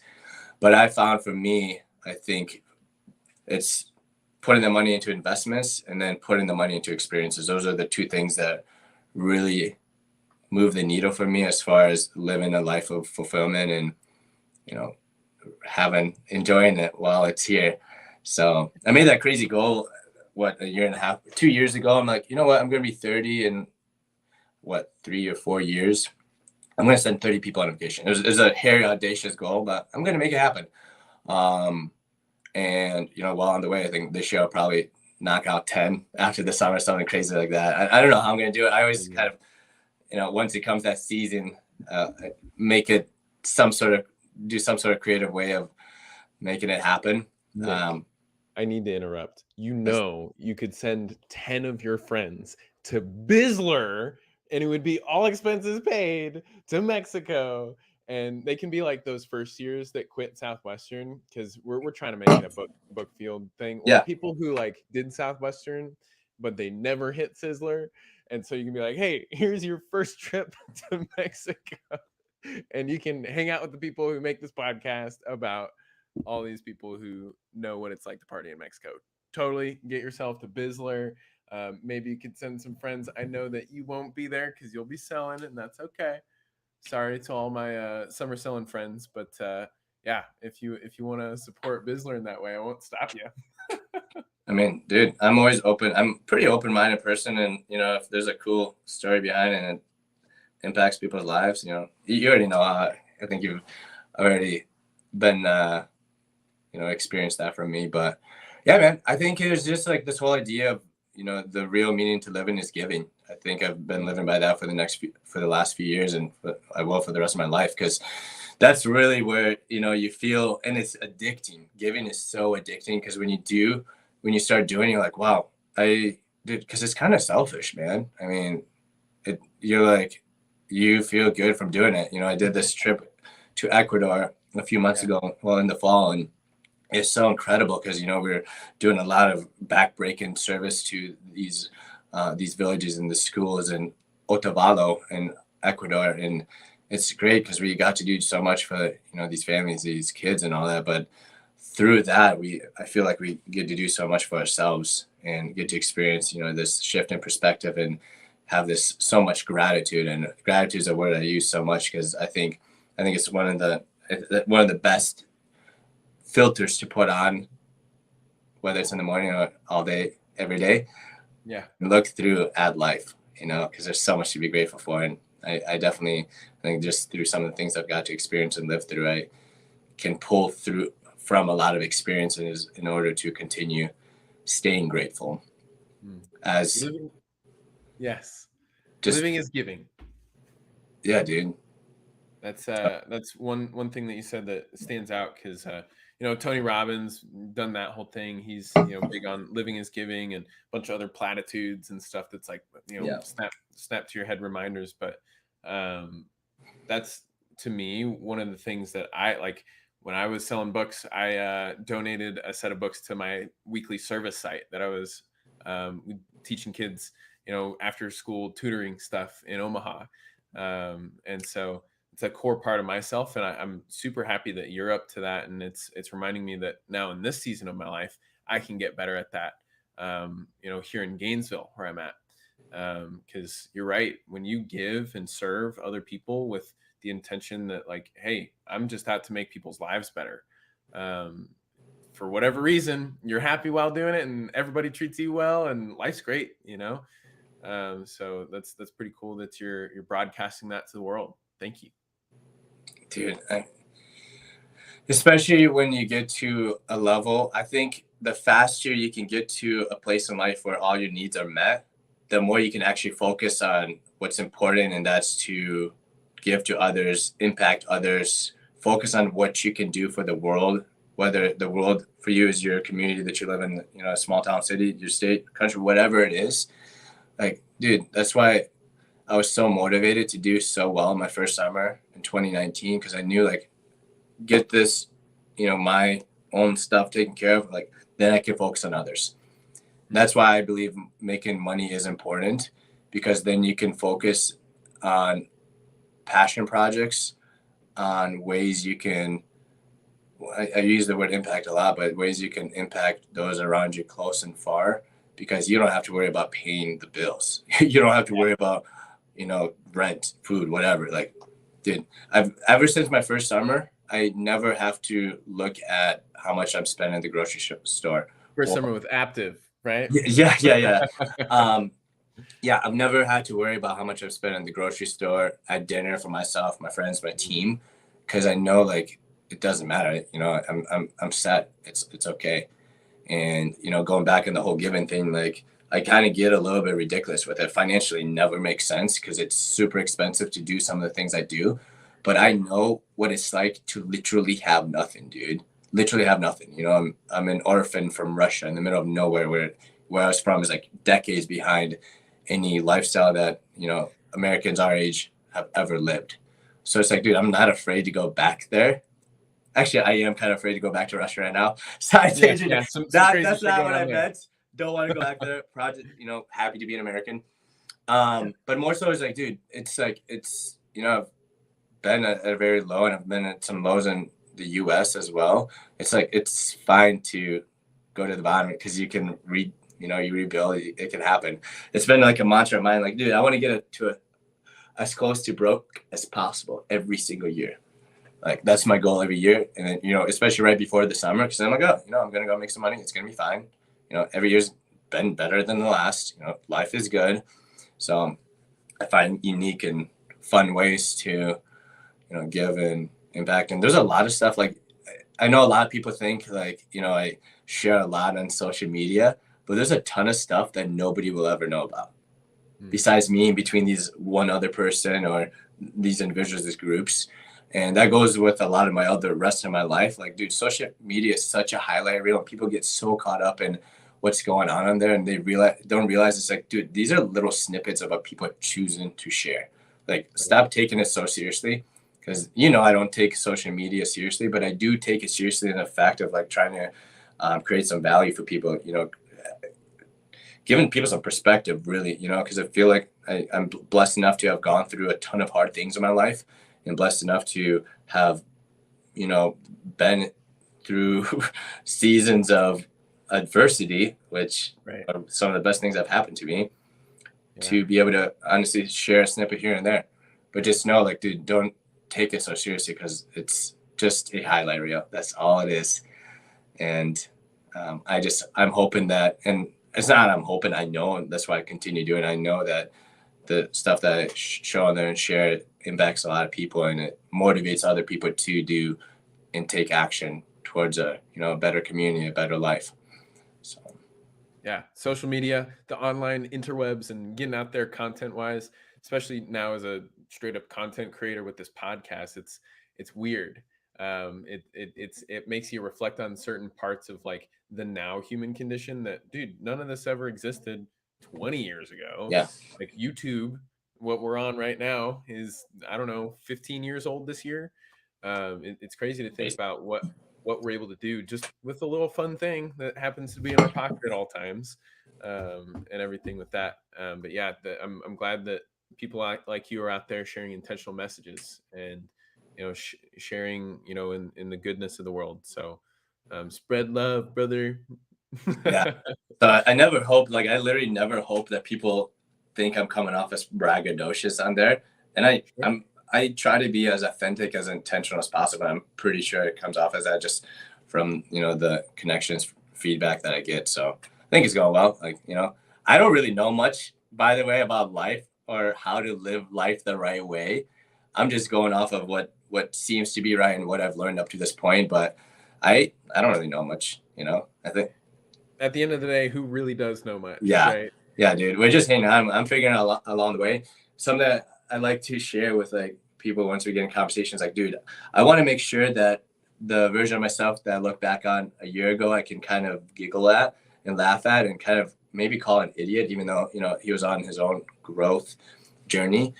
But if I'm not like looking at myself a year ago and be like, wow, cringe, then I didn't do enough that year. And year over year, the last several years has been like that. I'm like, wow, you know, even some of the stuff I believed or some of the things, you know, I said or did, you know, it's cool because I'm very much a progression, growth-based individual. And I know this, I'm going to continue getting better. I'm going to continue improving. I'm going to continue, you know, fixing these things about myself that, you know, are kind of not broken, but, you know, get better. So, which is a fun way to live. I think, you know, when you progress and focus, you know, like you haven't arrived in anything, not even close. Yeah, I love how you explain that, because when I think of looking back, I don't necessarily cringe on my past near as much. I've like been in that headspace, like especially when I was in Southwestern, when I'd be like, oh, I'm upset about like all these little awkward moments where I said something I didn't want to, made someone feel it, you know, a certain way because I was trying too hard, this, that, and the other thing. So yeah, that growth piece is definitely there. What are your thoughts on like giving yourself grace and being able to love on yourself? Because you said you don't look back with too much you know, hatred for your old self, because you kind of understand, you know, empathetically that you're going through your own stuff at that time. But you know, grace is pretty important to kind of maintain a good sense of self, wouldn't you say? Absolutely. Yeah. And I think once again, that growth-based progression mindset has helped me in that way, because it's just like, dude, oh my God. Like, I don't go on Facebook very often, but when I do and it does like memories, I'm like, geez, dude, what's going through my head? Dude, what is wrong with you, bro? Like 8 years ago, you said nobody loves me and I hate everybody. You know, dude, it's just like, dude, and then I flipped the switch. I'm like, wow, that is so cool. Like where I've come, how I've grown, the way I think, the decisions I make, where the place I come from when I make these decisions, the connections I made, dude, it's just such a blessing. And I'm like, cool, growth is real and it's here. Because I remember at that point in my life, I'm like, wow, dude, when am I ever going to arrive to this point? Or, I wish I was better at this. Or I wish I could be more patient. More, it's just like, it's so cool. Growth is cool. Yeah, it is. What are your growth goals this year? Like, what's your focus? Impact. Okay. Yeah. How many kiddos are you impacting this year? How many people are you bringing out the turf between you and Nate? I mean, if we're talking, specifically just Aptive and who we're working with, I think we've got between 35 and 40 people we're working with. Hey, that's some impact right there.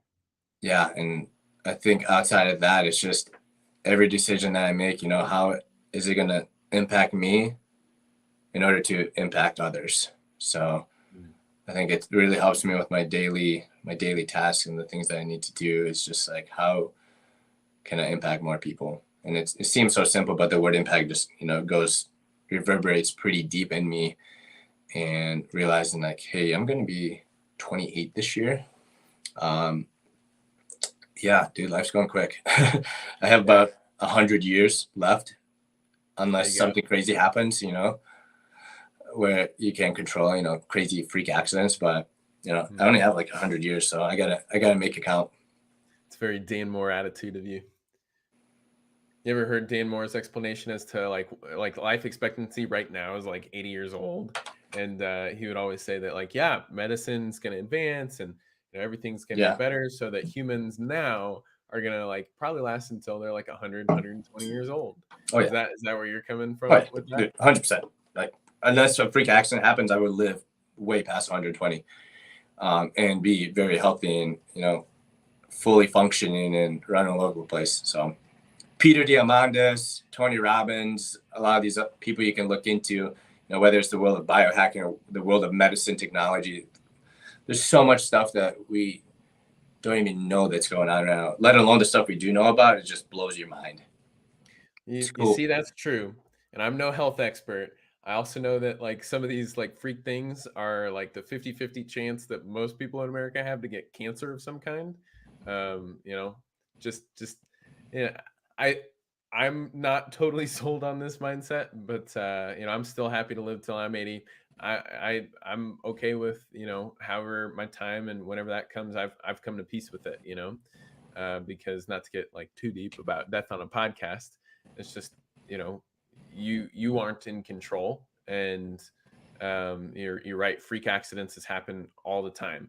I'm not hoping to rush to that. Like, I'm in the middle of a cleanse right now. Shout out Braxton Amundsen, who's got me on a cleanse.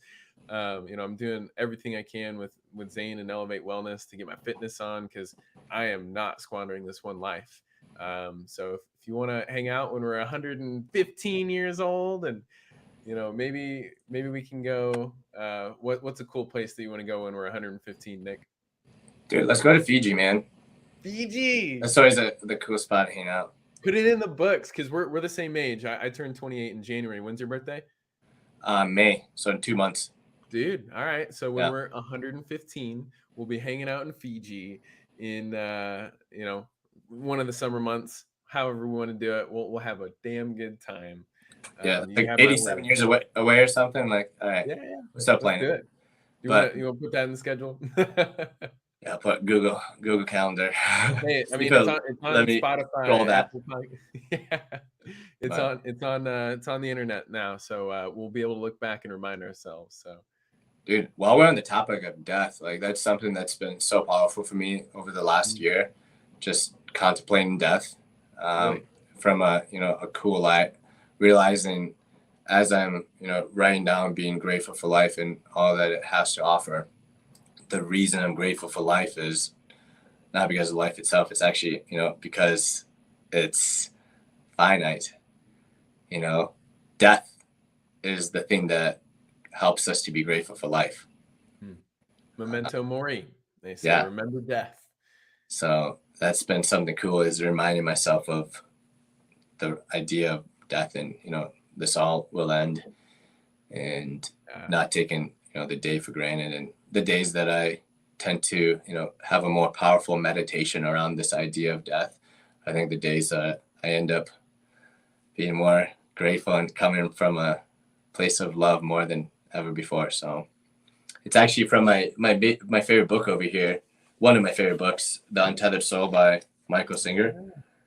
Chapter 17 is literally called Contemplating Death. I've read that chapter, listened to it so many times, and such a cool perspective. Like, dude, he lives like 15 minutes north of me. I know. Universe, the Temple of the Universe, right?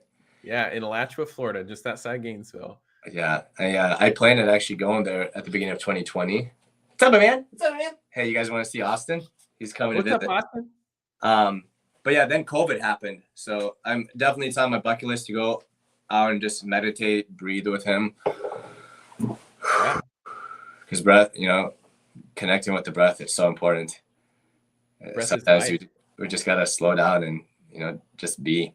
And Michael Singer really helped me through his book, The Surrender Experiment, through The Untethered Soul, really just understanding the beauty and the flow of life, and understand there's a reason for it all, and just be. So yeah, brother. So that was, through your contemplations of death over this past year, kind of the thesis, right? And when I think of death, I think of like, there's no time to waste. There's things in your life that, like, if you want something and there's like something that stirs your soul and you like don't do anything about it, like that's gonna bug you for a while. Oh my gosh, dude. And we've got pest control, right? We get rid of those bugs. We're like, I'm gonna be a person of action, right? When you remember death, when you memento mori, you forget about your ego and how that, like, your ego is afraid of death, right? And you're like, I don't care how I look, how I feel. If I go out there and go after what I want, what stirs my soul, make the difference that I care to make. I see it quite plainly, man, in the way that you carry yourself and what you're up to with your business and your life. You've always been that way since I've known you. Getting out there and causing shenanigans as a Teletubby, pillow fighting people on campus, and doing all this other shenanigan-y stuff. You don't take yourself too seriously, but you also go out there and you live that life of passion, man. So, thank you for sharing. It's really genuinely, I mean it. Like, I'm grateful to have you as a friend and brother, man. It's really cool to have you on this episode today, man. Oh. I got myself emotional. Dude, so plenty of stuff to talk about. You've got 7 years knocking on doors that, there's plenty of stories from that. What was maybe some standout stories from your time in Aptive? Dude, summer 2019, our first summer, was such a monumental summer. One of the phrases that we kind of built a foundation on was, I'm okay. Yeah. And going off of that, like, this popular thing that was around that time was like, it's okay to not be okay, but it's not okay to stay not okay. Right. And we're always constantly like, hey, how can we be okay? Get that baseline going. And it was so many cool breakthroughs with every single individual that I worked with that summer. Wow. Austin, Sam, Nate, Darren, Yusuf, Tanner. It's a cool brotherhood that was made that summer between us that we'll never forget, because we went out and did something different against a lot of people's opinions and a lot of, naysayers. We went out and did the dang thing. And out in beautiful Colorado, which a lot about. Dude, where were you knocking? Like, what neighborhoods? So we're out, anywhere north of Thornton. So Erie, Broomfield. Then, some of the favorites was Fort Collins, Greeley, a little bit of Boulder. Were you in Boulder at all? No.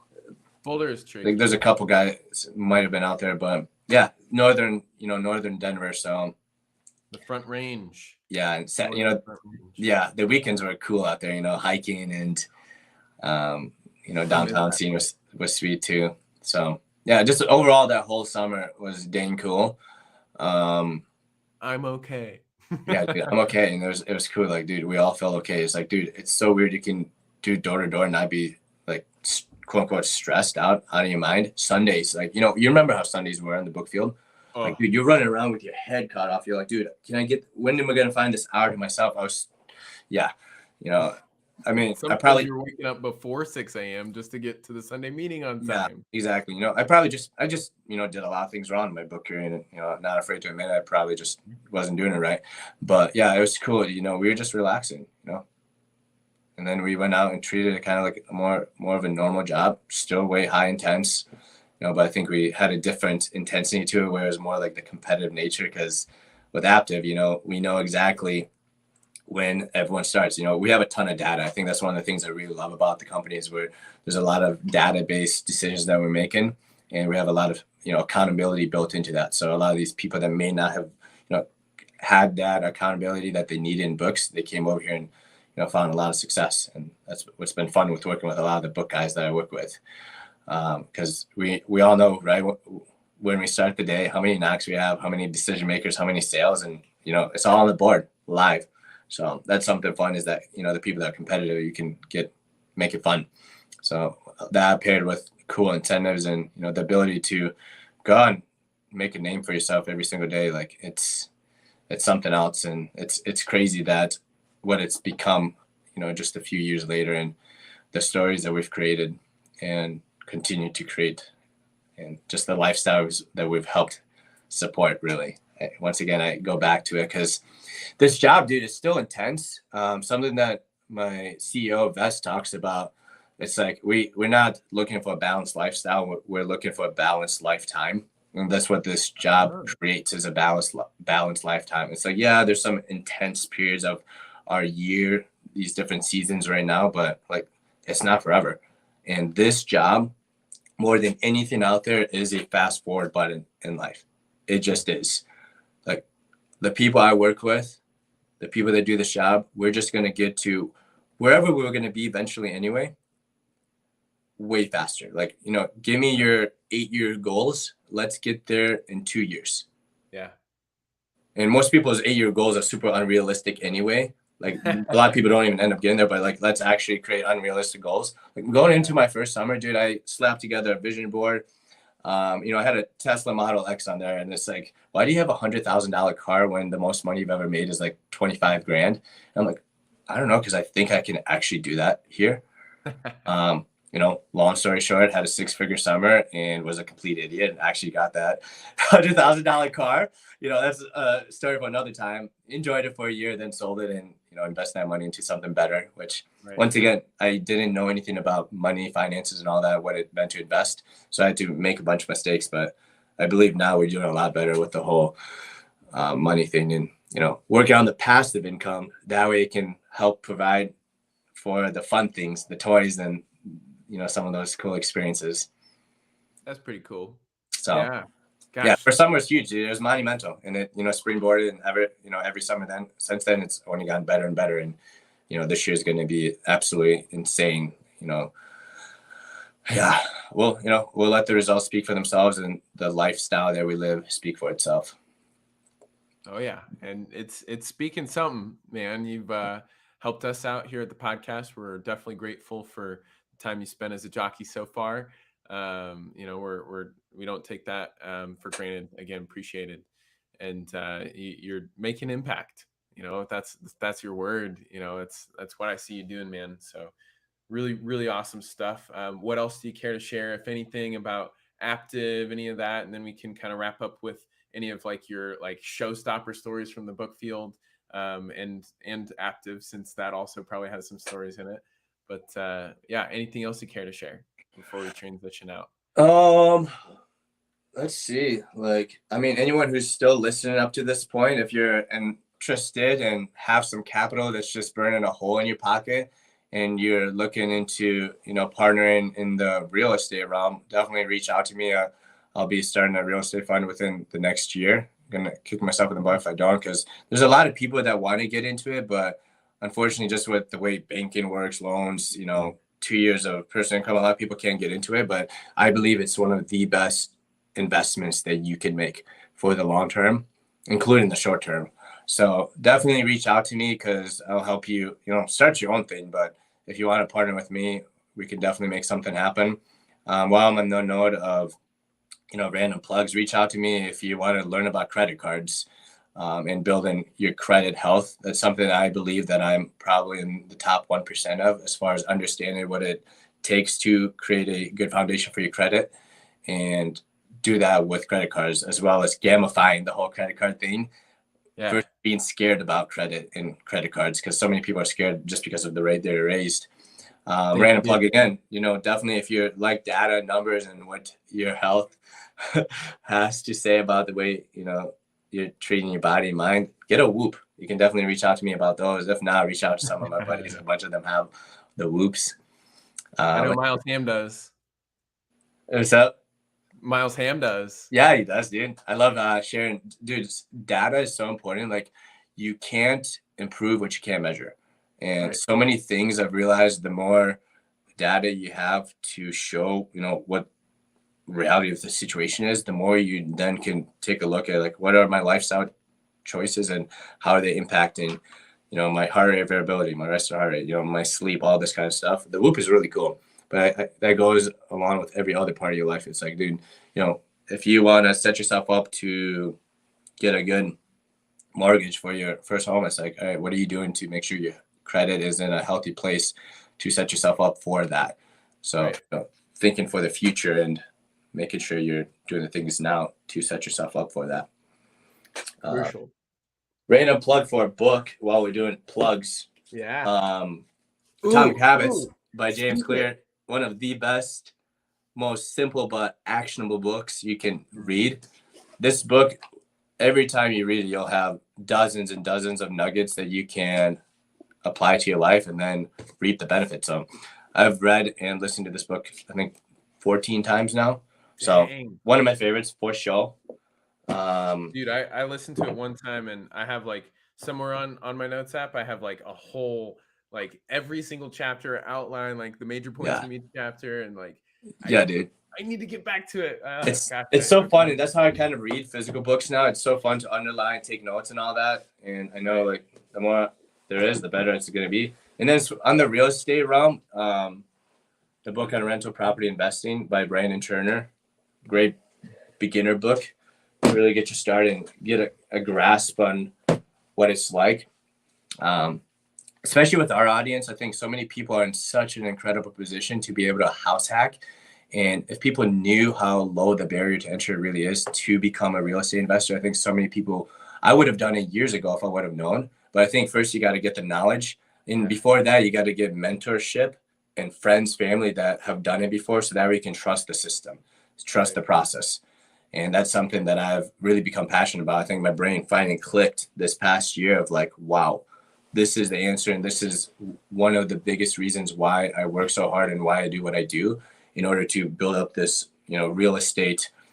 Oh my God. I don't know if you heard that. Austin just ripped some major ass in the other room. I heard a noise. Like that was loud. I heard a noise. That's so funny. But yeah, like, dude, this real estate, dude, anyway, focus. This massive empire, like I'll say on air right now, like by the end of this year, I will figure out a way to have 10 units of real estate, or in the process of getting there. Right now I'm at 2. Within 4 years, I'm going to have 100 units. And then within 5 or 6 units, I'm going to have 250 doors of rental properties. And some people might think that's crazy, but it's going to happen. So I'm very much fueled to make that happen, because check this out. Once I have that, I have passive income for the rest of my life to have as many experiences as I want, to share as many experiences as I want, to give as much as I can, and to really realize, like, dude, money doesn't matter. Just get that stuff taken care of, so then you can actually work on what's important, like what's fulfilling, but more importantly, what can create most impact for the world. Because it's so cool through Aptiv, the amount of organizations and people that I've been able to connect to and to be able to give to and give through by just learning about it. This organization called Nothing But Nets, the fight against malaria, it's something that our teams, we've been the #1 donator of nets for the last 3 years. So we get excited about, we're very competitive with giving. So I think between the 3 years, we've given over 10,000 nets that get sent over to Africa, which malaria is the most prevalent in. We're partnering with the Tiger Woods Foundation, helping push kids through college, support them through college, I should say, financially. Ecuador, I already spoke on that. Every year we go to the same village and we help the same schools out and do more things. So that was incredible. One of the best trips of my life for sure was, being in Ecuador and helping that school system and being around those just such beautiful, happy, and just fun people, man. I just love South America in general. I'm excited to explore more of that. And then lastly, but I think most importantly, Operation Underground Railroad. And this is kind of a random plug here, but of all these things, and look into them and figure out a way to support them. But Operation Underground Railroad, it's an organization that helps to fight human trafficking, kids, women, people alike, and helping them stay from sex trafficking. They're literally people that are being sold on the black market, not only them as a whole, but their organ. It's just a grotesque thing that so many people don't know, but it's literally the largest form of slavery known to man in the history of mankind. Right now is going on in this very day and age, and it just doesn't get spoken about. It's crazy.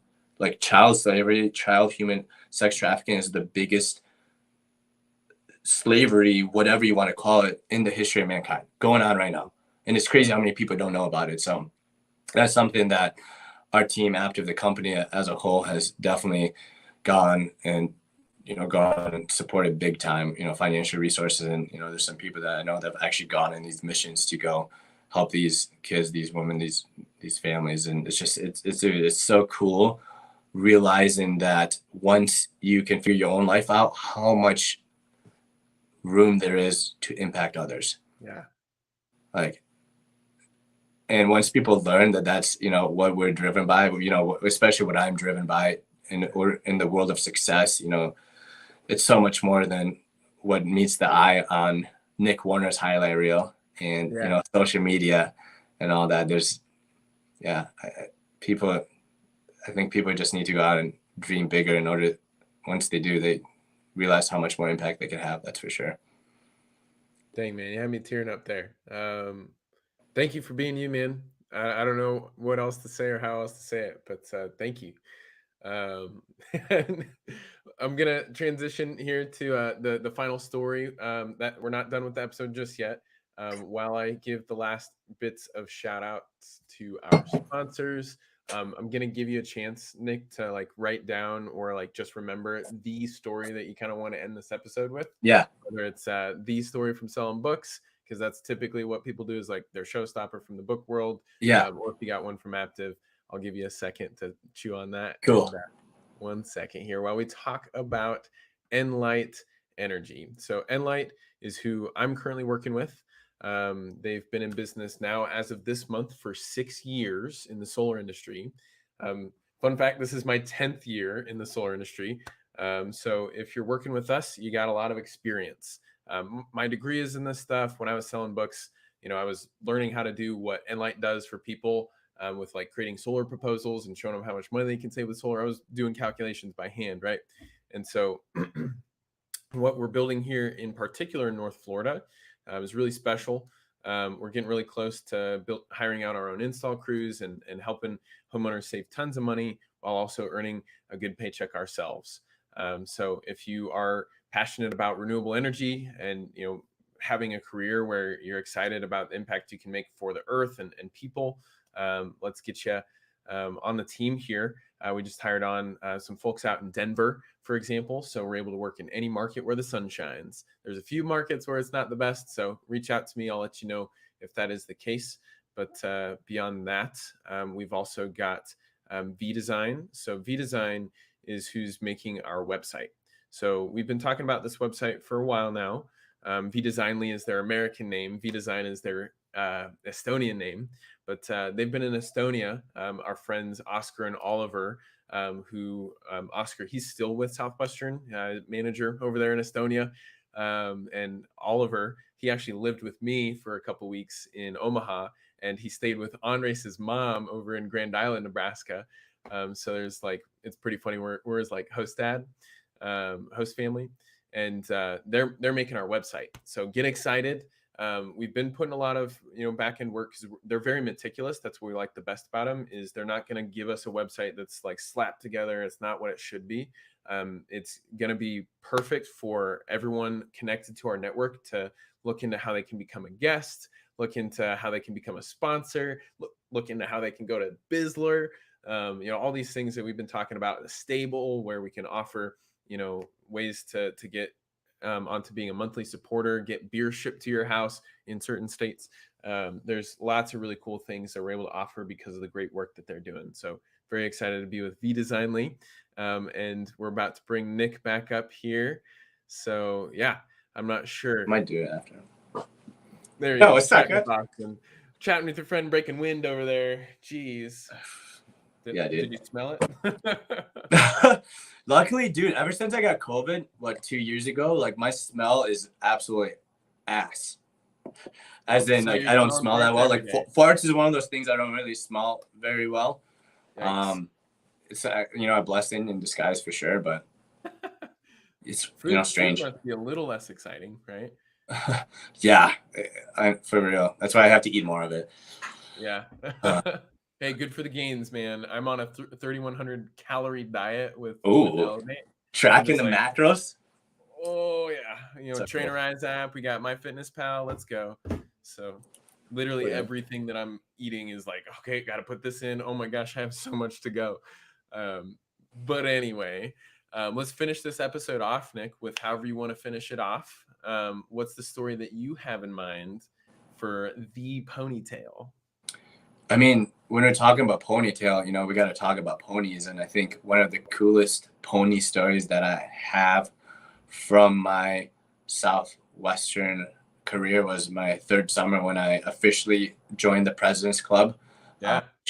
Officially joining, you had to hit it twice, which kind of wrecks the story. So I'm going to share another story and then I'll share that one.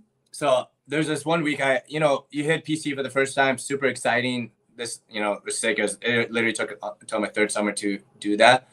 But I had this one, like after that, sometimes you tend to dip. And I was one of those people that definitely dipped, after you hit 600 some units, going into a Saturday with 290 units didn't seem as exciting. And I was kind of like, oh, this week shot. And I'm just like, no pressure at least. I'm like, hopefully I scrape together 300 unit a week. Like, hopefully, 10 units. That'd be a bad Saturday if I did it. Right. But anyway, I went to this callback randomly. It was actually at this mom's company. Interesting way to start the day, but it was like she was at a car dealership. And I just literally talked to her over the counter. And there was this person that actually messaged me on Facebook. So I actually figured out the whole Facebook thing that summer. She's like, hey, I know I was rude to you at the door, but I actually want to check out your books. And I didn't even know who it was. Like, it was that quick of an interaction. When I showed up, I'm like, whoa, you're that lady? You reached out to me? Because she's like, not interested. Man, one of those situations. Like, but anyway, like, I started showing her, like, hey, do you want to look at the kids' books or the big books? She's like, let's look at the big books. And I showed her the books and stuff and kind of give her a quick demo. She's like, yeah, let's do it. I'm like, cool. And I would do the kids' books too. Like, wait, what? So like, cool. There's my 300 unit week. That was a 60 some unit package. So I'm like, all right, cool. Let's go start the day. No pressure. Long story short, I sat down with 11 people that day. All 11 people bought. And I ended the day with 330 units to hit PC for the second time and to break that district group record for the best day up to that point. So Matt Ross had, gave me that praise, like in that 19 years he'd been DSL or whatever, nobody had that big of a day. So that's awesome. What that taught me, and the lesson I got from that is like, dude, it's not about how you start, it's about how you finish. And it's super cool when you just take the focus off of the results and just show up. So what a cool, magical day that was. Because there's only been 2 days on the book field where everybody that I sat down with bought. The other time was actually second summer with Chase Monroe. He followed me that day because he was about to quit his second summer. Shout out to Chase. We actually just chatted 2 nights ago. Okay. Cool dude. We went snowboarding last year in Colorado. He's he's crushing it. He's loving life. But he was about to quit second summer, and Christian's like, go follow Nick. I was actually not liking my turf. Like, dude, I was such a weenie. Like, oh, I hate this turf. So it was like a Saturday. He's like, go follow Nick. You guys will have fun together, whatever. Sat down with 12 people, sold all 12, 245 units. And I'm like, oh, I guess I don't hate this turf. And Chase is like, oh, I guess you can do better at this job, because at that point he thought he'd gotten everything he needed. So a cool memory to share with somebody else. Kind of a couple ponies there from the book field, which just 24 ponies, 11 customers, 12 customers, Yeah. It's freaking ridiculous. Yeah, those are fun, definitely, fun days to remember. Which I hope, like, dude, this is like on the low, but like I hope never mind, not I hope, I know, like in bugs I've actually not been as good of a salesperson as I was in books. When you're looking at statistics percentages wise, I've done really, I've done pretty dang well, I think. And I don't know, I'm doing pretty well in Active, but I'm excited this year to be one of those people, like, that gets looked at as like something like, oh, you know how to do this job. And, because of my attitude, my effort, and going out and, preparing and crushing it. So it'd be cool to have, there's been lots of cool stories from the bug field as well. Actually, this past summer, if you have some time, there's this guy that I was running into throughout the summer. I first met him on Memorial Day, and he's just this crazy guy from Greece, just so much fun. And I've only had a few experiences with people from Greece. They're all just a riot. And I had originally met him at his buddy's place, and about a month later, I had met him at another house where he was working on that house. And then lo and behold, I meet him. There's actually a really cool day. I was sitting on 7 sales for the day, and I really wanted an 8th to, I think, time my best day for that summer. And I'm like, dude, I gotta get out of my comfort zone. And it's at this point pitch black, but I was rolling that day, and I was feeling really good. And I saw porch light on, and I looked at my map. I'm like, oh, I haven't talked to these people yet. I start rolling up again. He's like, God damn it, it's the bug guy again. It was Bobby, the guy that I've been running into throughout the summer. He's like, what are you doing here on my property? Dude, just like a riot. He's like, come on, sit down. Weston was my car partner that day. So I text Weston, I'm like, hey, I'm getting in, sit down. We'll see how it goes. Then he shows up, and he's like, dude, it's Bobby. Because I think he had met him earlier in the summer too. Something crazy. But anyway, we have a riot, and, Bobby takes out the Jack Daniels and gets out the steak. Anyway, long story short, I have a steak in my mouth, and Bobby's like, hey, I'll get you bug spray if you take a shot with me. So I ended up taking a shot of Jack with Bobby, I think a couple shots, and hung out with him to get number 8 for the day. And just such a cool memory with Weston being there too, Weston Gillum. So shout out to him. He's actually been with me for 2 8 days out on the bug field. So his first summer, my second summer, 2020, he was there for one of my first days where I got an 8 days. So it's like, yeah, dude, that's so fun. Like, there's actually a picture of me with cig in hand, taking a shot. Oh, dude, Weston, check this out, dude. This is me at the table doing business with Jack and a cig in my mouth, just having a freaking riot. So, wow. Yeah, dude, uncensored and uncut, right? Oh, yeah, brother. So many fun stories from the doors. Like, this super grateful for this job, and, stories for a lifetime. That's for sure. Not only, from ourselves, but for anyone you talk to that's done this job. So yeah, man. Fall in love with the humans that you run into, dude. Like, for me, it's that scroll mark too. Augment, greeting this day with loving your heart, and just loving on everybody you come across, because you don't know what it's going to bring. It's going to bring rejection. We know that. But we also know you keep going, you're going to find some really cool people, real cool stories, and have really cool days to show for it. So thank you, Nick, for joining us and having a great episode with the Ponytails podcast. It's been more than a pleasure. Definitely got to get you on in the future. Maybe we could have like an active panel in the future where you, Nate, Aaron, everyone else, right? Definitely can get more of your buddies in here, because dude, you guys are really doing something that it's not to discount Southwestern, right? You attribute much of your success to that, but you're doing a lot of what they haven't been able to do for certain people, And that's why I really respect your drive and your ambition and your dedication and your deliverance on everything that you and the people that you work with are up to, man. It was great to hear what's up with Nate and Aaron when I spoke with them, and it's great to reconnect with you, man. So thank you for being. Dude, thanks for having me, man, and thanks to all the people that have helped me to get to where I am. Because earlier you mentioned a self-made man, but dude, I wouldn't be a quarter of the person I am now without the support of so many of the people inside and outside of this industry we're in. So once again, shout out to Christian, shout out to Nate, shout out to Austin, shout out to Sam, to Aaron, to Cash, shout out to all the people that I work with. Shout out to Taylor Brown, he's the freaking man, for helping me to get through that second phase of my growth. And shout out to you, dude, for getting people on this and sharing their story. And I'm excited, I'm excited to get on again. And there's gonna be a lot of cool stuff that's gonna happen between now and then. And the world will watch, and some will join, some won't. So what? There's a lot gonna be happening, and I'm excited, to do that. I'm excited to see what you're doing with your career and your passion projects, and the impact that you're making on others. So it's so sick. Like the growth-based relationships that we get to have in life are so fun, and it's so cool to just cheer from the sideline and cheer each other on as we continue progressing and evolving and giving and loving. Well, that's it for episode number 105 of the Ponytails podcast. Again, Nick, thank you. We've got a great rest of the month of April ahead. Urgent. We need somebody for April 10th. Oh no. But the rest of the month is booked out. I'll give a quick preview because it's always fun to do that. We've got people like Kate Wright on Sunday, part 2. If y'all remember Kate Wright's episode, that one was pretty controversial, pretty spicy. Oh, yeah. Spicy. So episode number 2 is this Sunday. And then we've got Naomi James, somebody who I personally don't know, on the following Thursday.